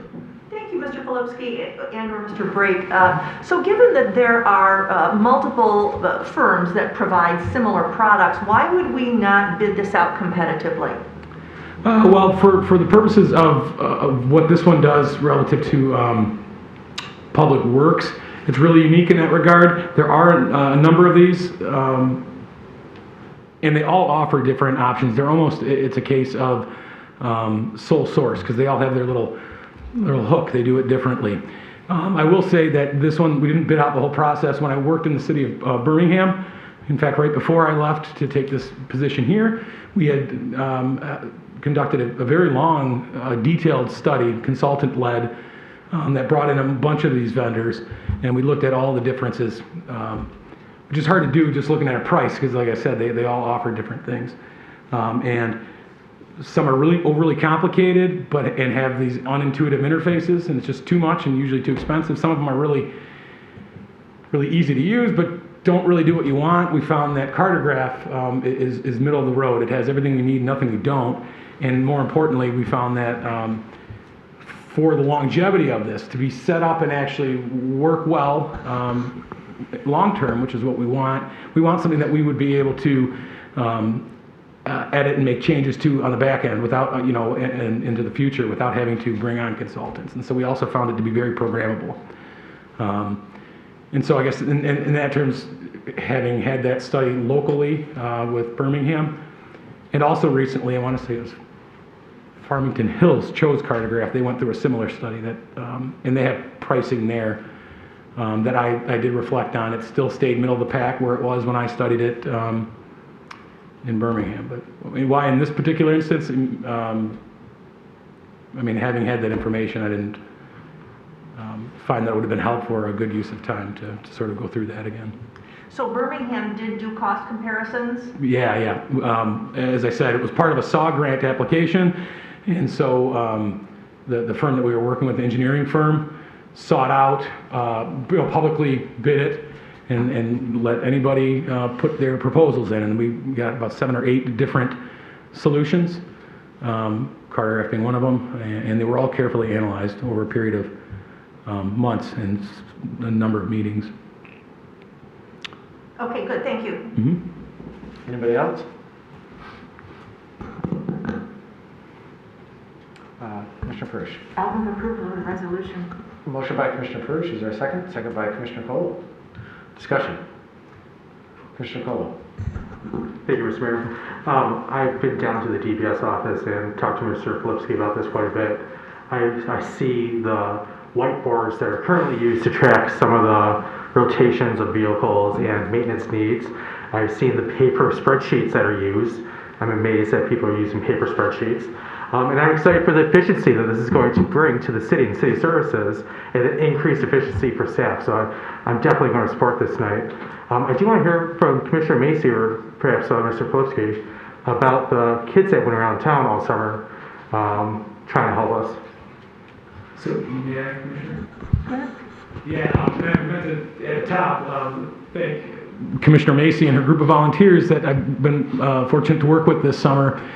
Part of bringing this on and implementing this is to collect information on all of the various assets that we have. We have water, sewer, signals, pavements, all sorts of things that we're going to import into the system as part of the implementation process. But one of the biggest concerns, from customer service delivery, are our parks. And so the thought was, if we could get into this sooner and get a head start on that, we can deploy this for our park maintenance needs. And that's when Commissioner Macy had indicated that she has some helpful, driven volunteers that would help us do that, and offered that. And So we managed to get some early access to the software from Cartograph. We were able to deploy it on their phones, and they were using it in the field and report favorably on it. But they also collected data that was really useful to us. So part of the work is already done, and I can't express how appreciative we are for Commissioner Macy and the group of volunteers that she led in doing that. All right. I'll just say it's not about efficiency. What I'm hearing, Mr. Filipski, it's also about improving our service levels. Absolutely, You know, yeah. Not letting things slip through the cracks, addressing things quicker, That's using right. the data to understand when things are going to occur so we can proactively versus reactively address them. So, That's right. you know, all around it's money well spent. I would agree. Commissioner Douglas? Yes, I too will support this, and I'll point out that often when you look at our bidding process, comparable bids in another community is a valid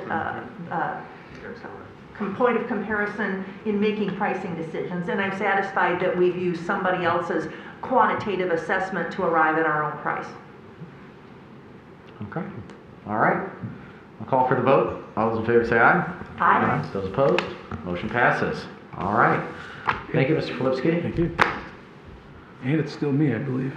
Oh, yeah. Are we down one more? Let me check One the next more. one. So you'll have that deployed next Oh, week, yeah. right? Farmers Market falls under you, too. That's right. All right. So as you guys know, if you haven't seen it, there's a new setup in town over there at the farmers market in the concession stall, Cal's Kitchen. They have like a Mediterranean type menu. And what's before you tonight is an approval for a 1-year agreement to operate that. And so yeah, it's pretty straightforward. I'd be happy to take any questions. Any questions for Mr. Filipski? I'll just say the shawarma fries are very bad for, you know, if you're trying to stay Yes. on a diet. They're delicious. I agree. Shawarma fries, yeah. Bad news.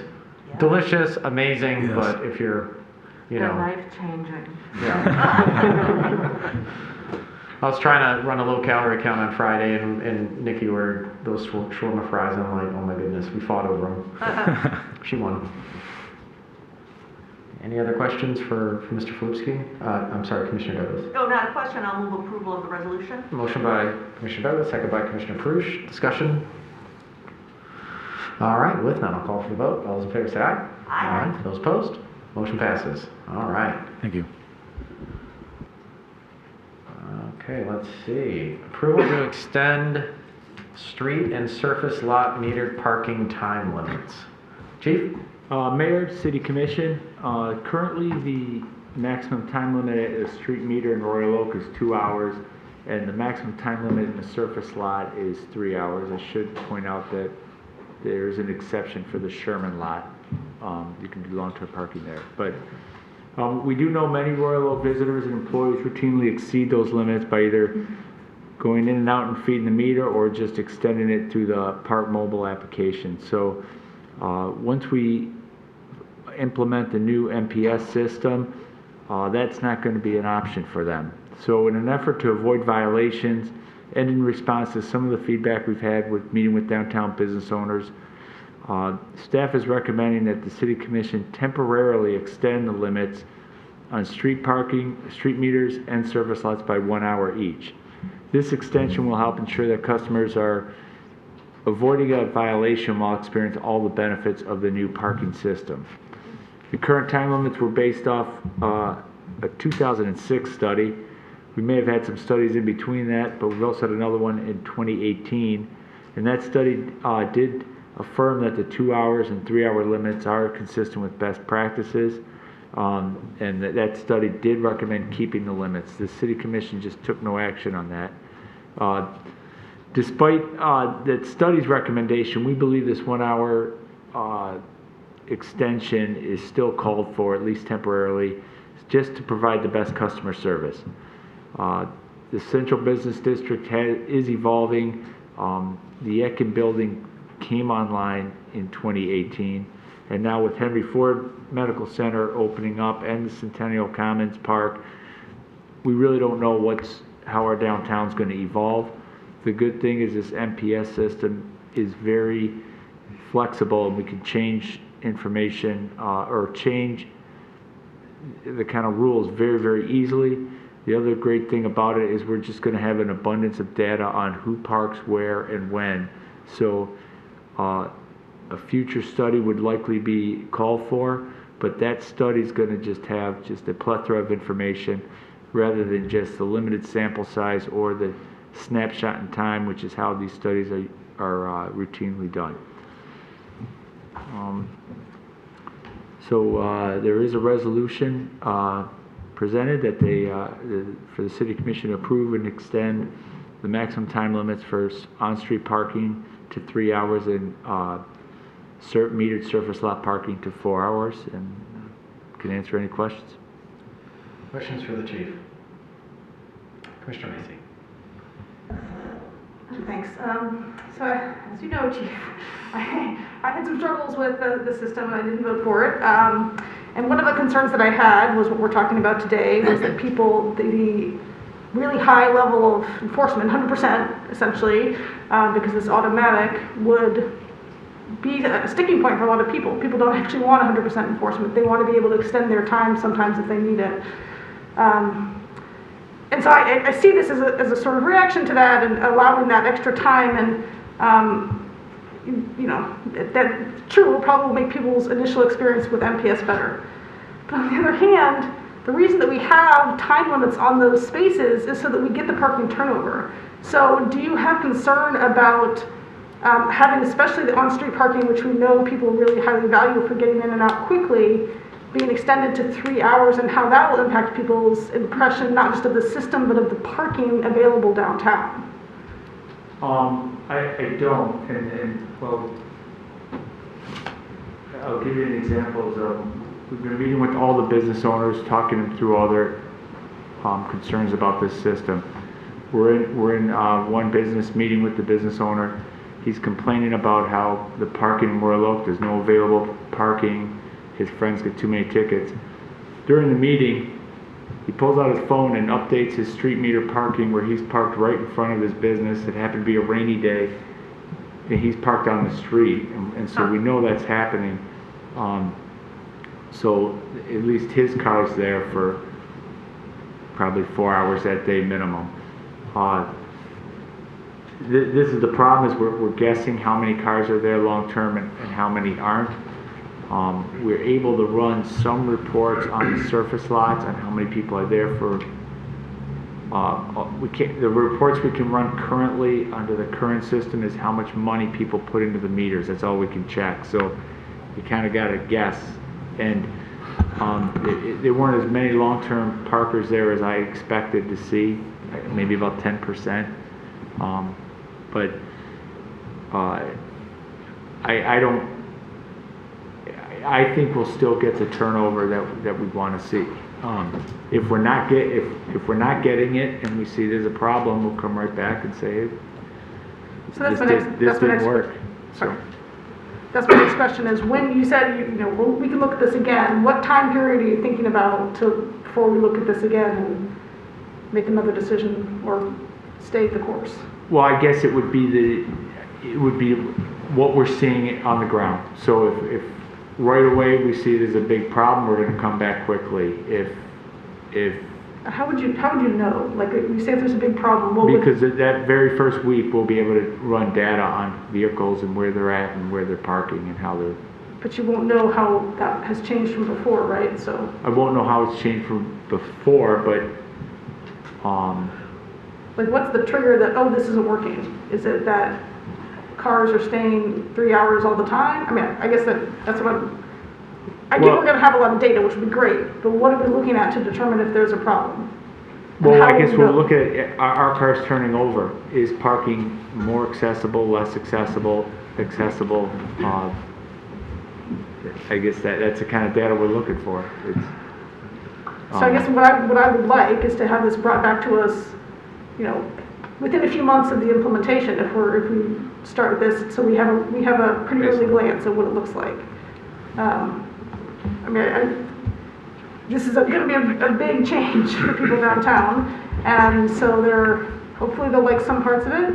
But I'm hesitant to let this is another big change, even this 3 hours and 4 hours, that's a big change in itself, to have this all happen at once without taking the time to re-examine it.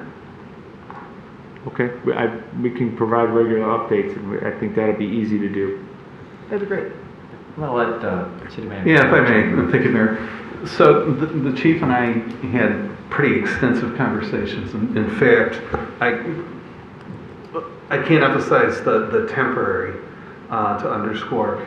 This is a case of where we are trying to revamp our parking study. When the Henry Ford Health System opens up, we'll change the dynamics of the downtown significantly. I don't know if 2 months is going to give us enough data. But once we have that information, I would like to bring in a parking consultant. Coming from, the previous community had a parking system that was very, very similar, and it was a separate department. It was professionalized management. But the confidence in the chief and his staff that are administering the parking program here. But when we have that data, I would say I would give it more like 6 to 9 months. 2 months is too soon because you don't have the full implementation of how Henry Ford Health Systems impacts the on-street parking. But I would emphasize that yes, we do need to revisit this. This is not a permanent solution by any means. So we've had the same conversation of the dilemmas that it's kind of a darn if you do, darn if you don't. If you have people that are constantly violating, then you get a negative impression that people will say, well, it's the MPS system. Well, no, that's not the case. We have to allow individuals the learning curve to understand the system, the nuances, and that once people adapt to it, then we can craft that to which is to achieve our goals. Because I agree with you, we need turnover in the surface parking. If people want to park a longer term, they need to be in the decks. That's the reason they have those. So that's my approach. I recommend this for your consideration, but at the same time, we're going to have to keep a pretty careful watch over this and to get that guidance of parking professionals and that really understand, what is the best dynamics of our system. Because a year from now, I envision that the whole parking arrangements will be significantly different than what we have right now. Commissioner Dubak and then Commissioner Perush. Thank you, Mayor. I'm open to the concept. I do recognize that there's a lot of change coming. I am concerned with the extension on street parking, specifically for the reasons Commissioner Macy raised. It seems like a system with more rigid enforcement would actually allow us to get to a place now where we are getting the turnover that the 2-hour limit's designed to enforce. And rather than solve a problem before we have one, I would like to see if we get to that place, because people are realizing, I'm going to get, if I stay over 2 hours, I need to not be in the street parking because that's the most accessible, closest parking for people to hop in, hop out. So, for seniors and people with disabilities who need that to be available, to have the shortest journey to where they're going, I don't want to incentivize staying there longer. I'm okay with the surface extension. I think that's fine, but I would prefer to see what the data looks like, leaving the 2 hours on the street, and maybe there's a spike in violations, but then ideally that would taper off as people realize, okay, I need to be in a service lot or in a deck. If it continues that way, I don't want to stigmatize the new system or get us a really bad reputation as, draconianly enforcing this stuff. But I feel like the best part about the system is it actually gets to the turnover that the system is designed for, and I don't want to shortchange that at the outset. That's where I'm at. Commissioner Perush and then Commissioner Douglas. Just real quickly, in terms of the hours on the surface lots or the street parking, I really don't have an opinion one way or the other. But I think none of us really can appreciate, and there's no way to do it, the impact that the opening of the Henry Ford is going to have on our parking system. When you talk about the number of employees that are going to be in there in different shifts, and the number of people going in and out, getting some kinds of services at various times of the day, early morning, late at night sometimes, there's no way on earth we can anticipate exactly what that's going to be, except that it's going to be a significant, massive change from what we've got. And we can't picture it, let alone measure it at this point. So I don't mind doing something temporarily, but until that is in place, and until that it's in place in some kind of a, not a long-term per se necessarily, but just 1 or 2 months is not going to be enough time to measure that, because medical things are seasonal as well. You know, we're going to have different types of activity in the winter than you're going to have in the summer. That's just how it goes. I have nurses in my family, and they can practically tell you what month it is based upon what they're doing in the hospital. So, it's going to be a seasonal thing as well. And until we work through that and experience that for a while, we're not going to be able to make any long-term decisions on this. We're just going to have to live with it and just kind of go with the flow until we get a sense of what the impact is going to be. Mr. Douglas? And my concern here is a communications concern. If we came out of the gate offering a 3-hour limit and decided we didn't like it, then we've got a communications issue where we've got to roll it back, and you got more people getting tickets because, well, it was 3 hours last week. So I would much rather see us stick with the 2-hour limit and then experiment on, if we think it will be appropriate, experience on the generous end rather than blindsiding people. Just to build on that, I mean, not just from the communications point of view, but, going back to my old, former days, we all had chemistry lab and everything like that. You only, in an experiment, you only want to change one variable. And in this case, we're going to have 3 variables. We're going to have the Henry Ford health system come into town. We're going to have a new parking system, NPS. And we're now going to throw in the mix of changing the times. And I think if we're really trying to garner meaningful information, that might be too many things. That might change it from, a singular dimension, which is easy to manage. 2 is hard. 3 puts it into a scope that's very difficult to understand what's happening. All these pieces working. You go 4, people can't see in 4D, so we will struggle as humans to interpret. So, I mean, I think I appreciate what's put in front of us, but the science part of my brain is saying limit the amount of variables so we can accurately understand, the impact, so we can make a more informed decision. We don't have a baseline today, like the chief mentioned. We don't really have, more anecdotal, more some meter money type stuff, more people in meetings doing stuff. But if we get a baseline for 2 hours and we keep it where it is, we do that, and if we have major fallout, like the chief said, we can always change it. And I think that from there, things will sort themselves out. We'll get a good baseline, and then we can change and see what happens. And also remember, you can always add time. When you take away time, people are going to have, another communications issue, and I don't know that I want to add stuff just to take it away later if it doesn't make sense, because I think that looks bad. And I want to make sure we have not too many variables in the experiment. That's my opinion. But I do, in general, 10,000 foot level, think it's good, but just with 3 variables, it's hard for me to support it. Yes, Commissioner Douglas? Oh, sorry, I probably shouldn't even ask this, but because then people will find out. But is there any grace period planned to be built into the 2 hours, that it's really going to be 2 hours and 5 minutes? No, it's 2 hours. Okay. And, if I could just add, this is a complicated system, and there are a lot of moving parts, but one of the good parts about this is you can pay at the end of your parking experience. Right. So we're telling people they can shore up their time at the end to avoid a ticket, but if you stay beyond that 2 hours, you cannot.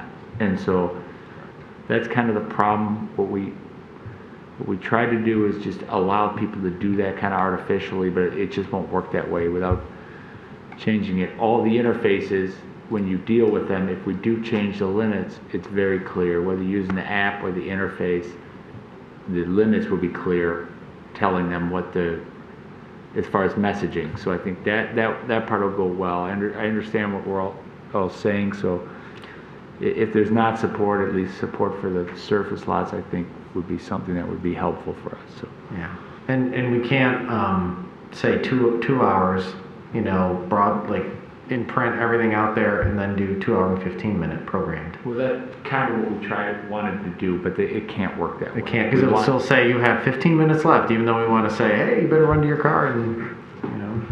Okay. Yep.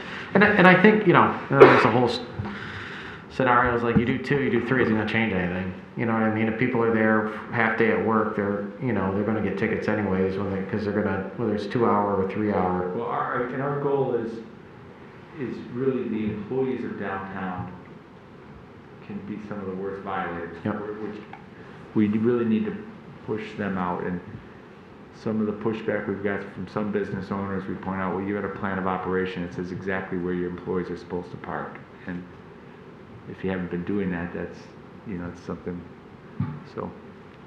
I think Commissioner Cole hasn't chimed in. He had his hand up. Thank you, Mr. Mayor. I kind of see where this is going, so I think one thing we might want to consider is, while we can't say, okay, it's a 2 hour limit, but it's really 2 hour 15, MPS came to us saying, we're going to work with you. We want to be the city solution.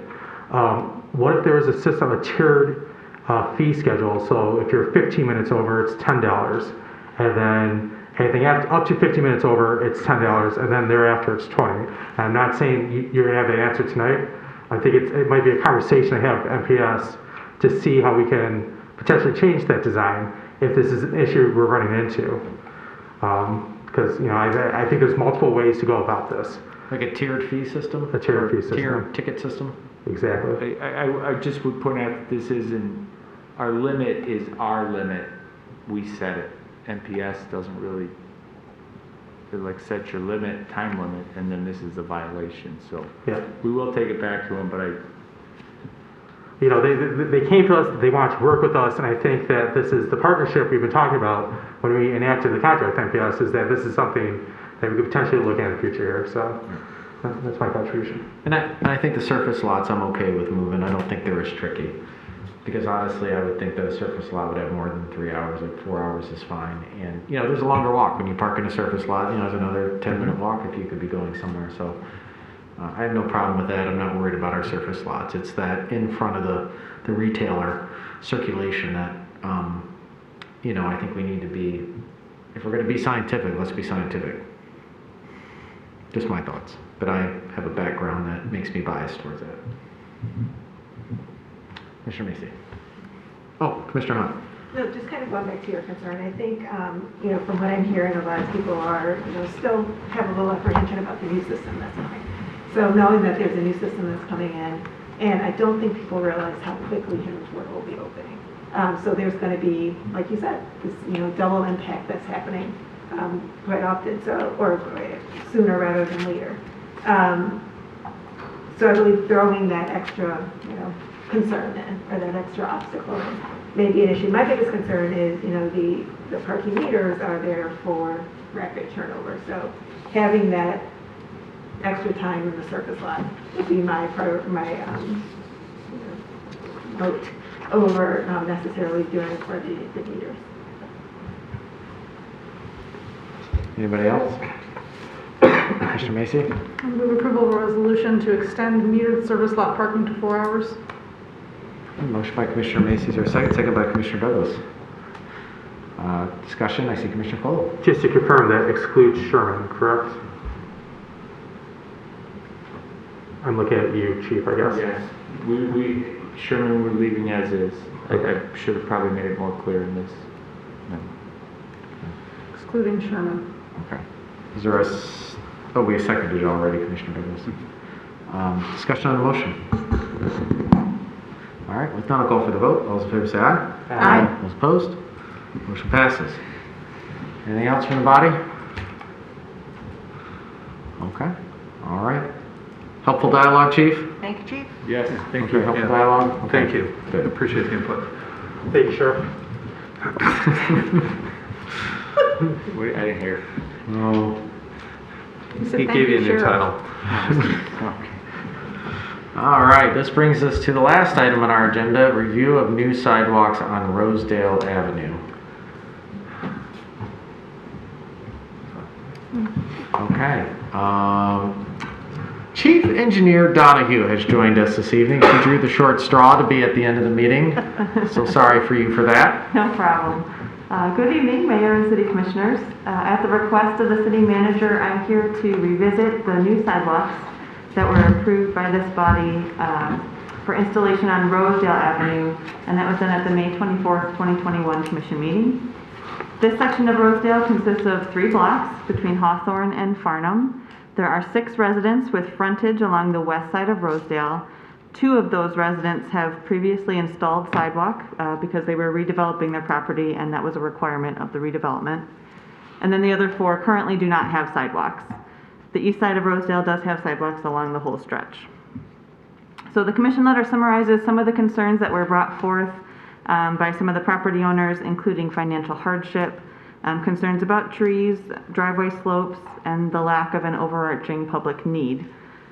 The engineering division still recommends that the new sidewalk be installed to connect the existing runs of sidewalk and to remain consistent with other installations around the city, as well as being consistent with recommended best practice nationally to install sidewalks on both sides of the street where that's feasible. The sidewalk contractor right now has about 10 days of work left in that part of the city, and after that he'll be moving on to Normandy Oaks. So we're kind of at the last minute here if there are any changes to be made. So that's just a brief summary, but of course I'm happy to take any questions on this issue. Questions from Ms. Donahue? I'll start with Commissioner Macy. Yeah, thanks, Ms. Donahue. So, yeah, I voted for this last time around, and now I've been out and looked house by house at these locations for these sidewalks. And I see their concerns, and I'm sure you do too. I mean, some of these residents have said, like, we relied on the city telling us twice before we're not going to put sidewalks in here, and so they've done some really extensive landscaping and hardscaping, like their driveways and so forth, right through this area. And I feel like one of the big concerns I have is about these driveways. So there's several driveways that are at this big slant, and then, as it was explained to me, right, if you put a sidewalk through it, that part's going to be level. And in order to make it then get from point A to point B on the street, it becomes quite a lot steeper on the driveway itself. As someone was mentioning bottoming out their car, and that's exactly the same thing I thought when I was looking at it. In addition, there are trees that are possibly impacted. There's 2 that you mentioned in the pictures that will probably not make it. And then there's some other quite large ones that are within, like, given the size of the trees and the proximity of the proposed sidewalk. Long story short, having looked at these one by one, I feel for these residents that this is a real hardship on them. And I know this decision has been made before by other commissions to let this go. I wasn't on those commissions then, but I'm seeing what they see now. Yeah. So I don't know, I think I had a question. Oh, that question was about the slope of that. So several people mentioned that there would be, the cost from the city to get the sidewalk done, but then there was also an additional cost to them to pull out their landscaping and so on. And I wanted to be clear about that. Are these people going to have to redo their driveways as part of it, or will that be, is that something that's included in the city cost? The city estimate that was given out included any driveway approach work or, regrading of some of the driveway on private property side. Well, in a lot of these cases, yeah, we'll have to do that. We could make it smoother if they want to pay for us to do more of that driveway, for example, going all the way up to the house. But of course, that's a much higher cost then. So there is some balancing to be done there. ADA guidelines request or tell us that we should be doing sidewalks at a maximum of 2% cross slope. And sometimes that's not feasible. If you're installing a driveway at over 25%, that's a good time to do a design exception and potentially have a little bit steeper grade on the sidewalk to help even out the driveway a little bit, without being too excessive, of course. But there is an exception out there. We file a form, we put it on record if we have to make that decision. So that I could see happening. I think 3 of the 4 driveways are quite steep, and we'd probably go that route. Okay, so I've sort of followed that until it's possible. Would the exception allow? So the exception allows you to exceed the 2% cross slope. Again, ADA, it's a guideline, it's not a law, but we always try to comply with it with anything that we install. But sometimes when you're installing a sidewalk, for example, right next to a building and you have to match the first floor of that building, so your sidewalk has to be really, really steep. It doesn't meet ADA guidelines, but there really is no other option there. This is a similar type of situation. It doesn't make sense to have a driveway that you can't even drive on in order to have a 5-foot slab that's flat. So in that case, you can make the sidewalk a little bit steeper to help keep the driveway closer to where it's at right now. It will still be steeper, You're right, okay. but better than, a flat sidewalk in there. Okay, well, I have Does that one make more- sense? It does. I think, Okay. I think I got it this time. I have one more question that's actually on the Normandy one, which we had talked about a little bit as well. I think I understood from our conversation that the sidewalks were going to connect to that path, like not that the sidewalk wouldn't go all the way through parallel to the street as had been initially discussed, but that it would connect to the path that was going through. Is that correct? So the sidewalks currently do connect to the path at either end, and my understanding was that that's where we were leaving it. I walked it this morning just to make sure everything was there. So I walked it yesterday. I mean, you can walk on Normandy, and then you walk up. So let's say in front of the new home developments, if you were heading east on Normandy, you walk up and enter into the park and walk along the curvy path, and then you exit back out near Elks Park. And there's a continuous walkway there.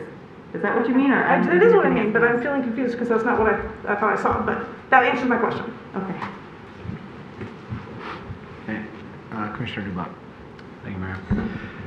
So I struggle with these. It's I understand and sympathize with the concerns of the residents who you may not have known, but from a policy perspective, I don't know that we can set a precedent saying like if you landscape or invest in the public right of way that it essentially becomes yours. I don't know how we back that up from a policy standpoint. We have enforced the sidewalk requirement when the programs come around on homes that have been in the range of $4, $5, $10,000 when someone had long side lots.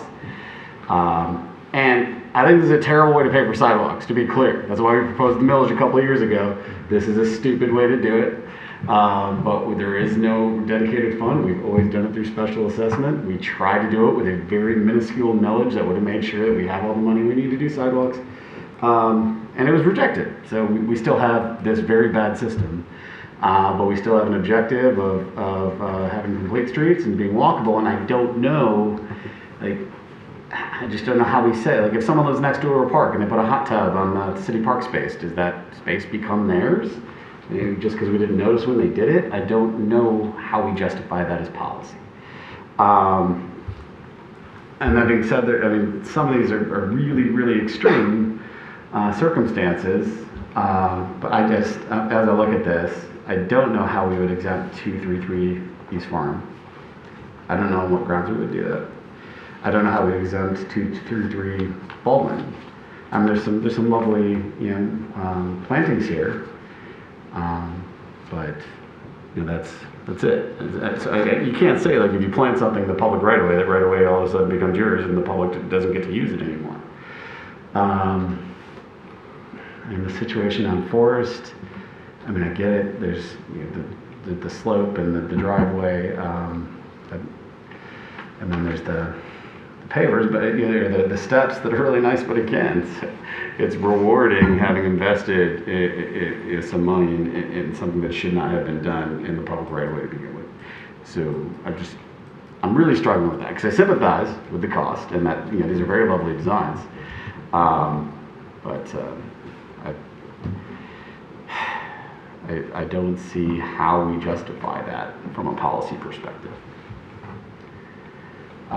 Although I definitely don't, the trees at 232 Hawthorne, if it's likely that those trees are going to be harmed and we can't weave the sidewalk around them, then I think that's a reasonable consideration because they're pretty mature trees.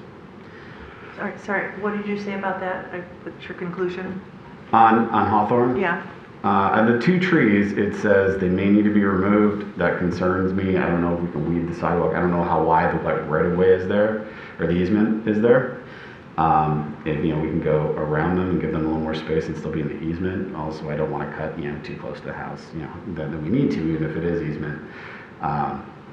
I would be concerned about protecting those trees. So I think, and tree protection has always been a reason that we've considered for exemption. If there are mature trees that are threatened by the sidewalk, we'll prioritize trees equal to, if not above, our Complete Streets initiative. So I'm okay with that too. But otherwise, I mean, and again, as empathize, this is not a great way to do this, but one way or another, we have all paid for our sidewalks, either in the price of our home or when the city came through and made it happen. This is just the way that the city does it, and it is not the way I would have written it, but this is what we got. Commissioner Hahn? When I first looked at this, I looked at some of the pictures and I saw that there was really some unnatural steps on the sidewalks. But I did have the opportunity to walk it this weekend, and my concern is the burden that is placing on the homeowner. I mean, there are some really nice landscaping, nice hardscaping, and the burden that they would have once these sidewalks go in of redoing some of their landscaping. But also, like Commissioner Dubuck said, there's some really mature trees that would be affected as well. But I do have a question, and perhaps it's better for Mr. Brake. I see that in the event this occurs, and there's a $6,000 or $7,000 cost to the homeowner. In the event that they don't pay it up front, there's like a finance fee of 6%. Is that a necessary cost? Is that something that could be perhaps reduced or? Yes, it can. So based on the wording of the charter, we cannot exceed 6%. So in order to, I guess, to offset the burden, could make that a lower amount. But at the same time, that based on that financing, there couldn't be a private gain on those public monies. So that's, and I'll defer to City Attorney Lau to confirm that, because we had this conversation earlier this evening on that very subject. But it's, I'm along those same line of thinking, is that in essence that we become the bank. Before, it's been, from my understanding, that it's been a rigid policy that we've charged us 6%. Well, I can tell you that our investments, that we're not achieving anywhere close to that in the bank. Now, the flip side is that during the course of the special assessment district, if inflation causes where the cost of money goes up, then we'd have to recoup those monies. But I would certainly, that's something that we've discussed offline, of kind of minimizing that impact, of taking that down into a much more manageable size annually for the homeowner. So that's a way that we could go about that. And I think there's some flexibilities that, working with the engineering office and some of the specifics of these properties, and if there's a higher cost to save some trees and things like that, that using some discretion of where it does, there's a greater public benefit that we can incur that cost. I'm not saying that to subsidize that, I say that very carefully.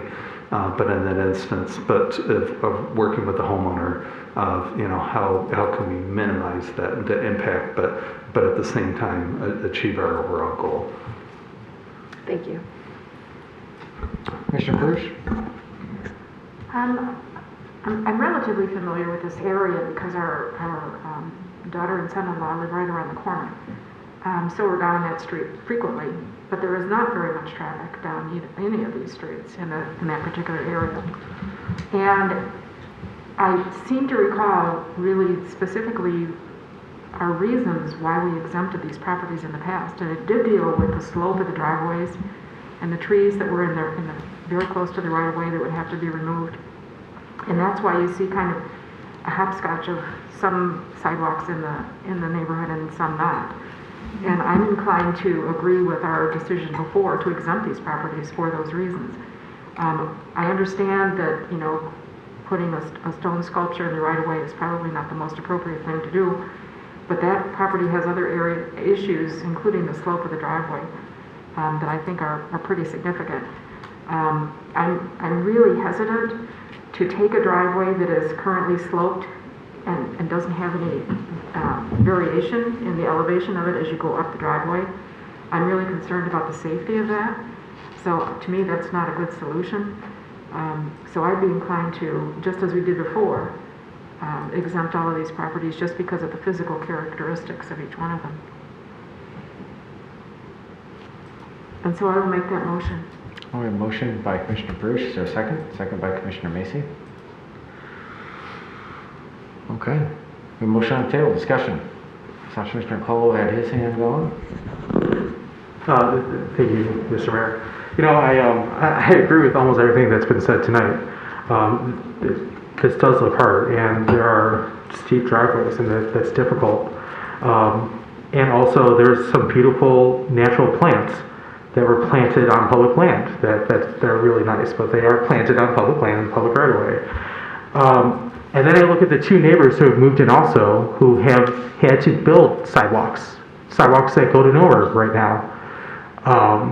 And the financial hardship they had to go through when those sidewalks went in. So I guess, you know, my question is, if, you know, another compromise that could be brokered here, could we remove the parking on that street and put the sidewalk after the curb or closer to the curb?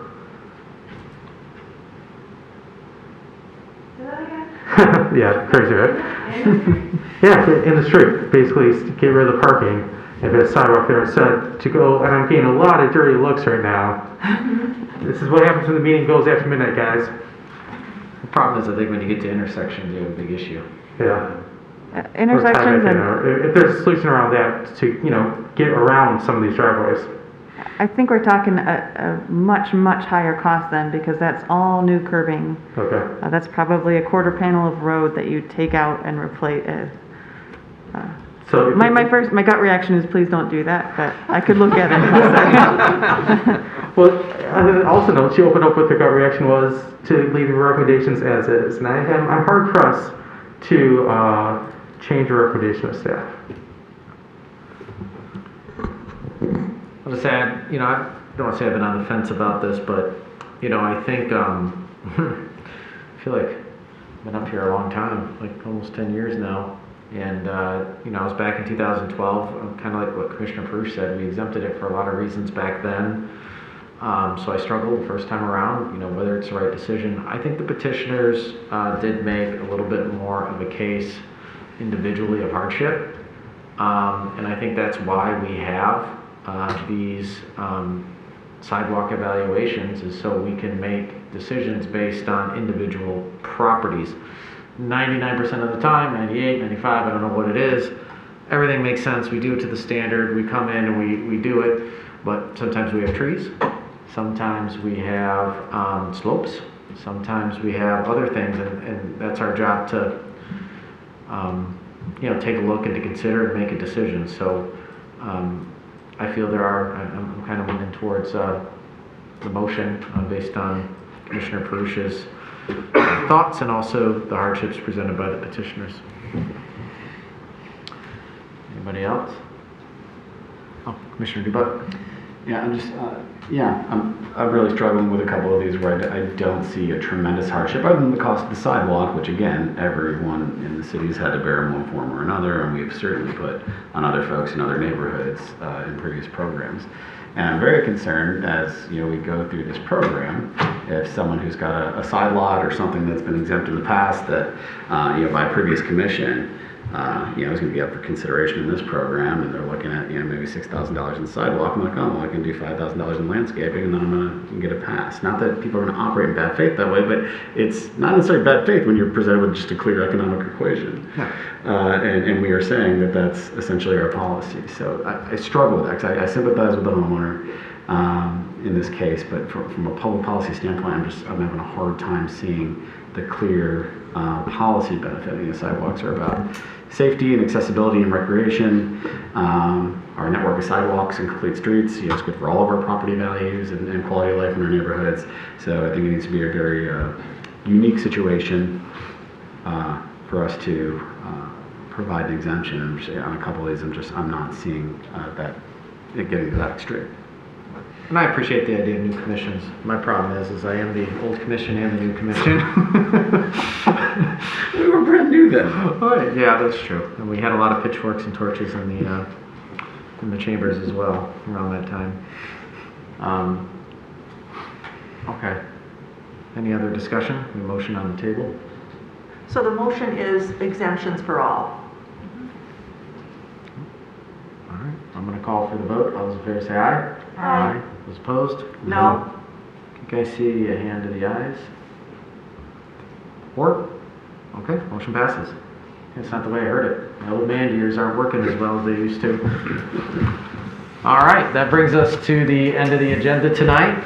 Notwithstanding anything for the betterment of the people of Royal Oak, and appreciate, sir, for you sticking around the entire meeting. I'll entertain a motion to adjourn. A motion by Commissioner Perush, second by Commissioner Macy. Any discussion on the motion? All right, with none, I'll call for the vote. All those in favor say aye. Aye. Those opposed, motion passes. We're adjourned. Everyone have a great today.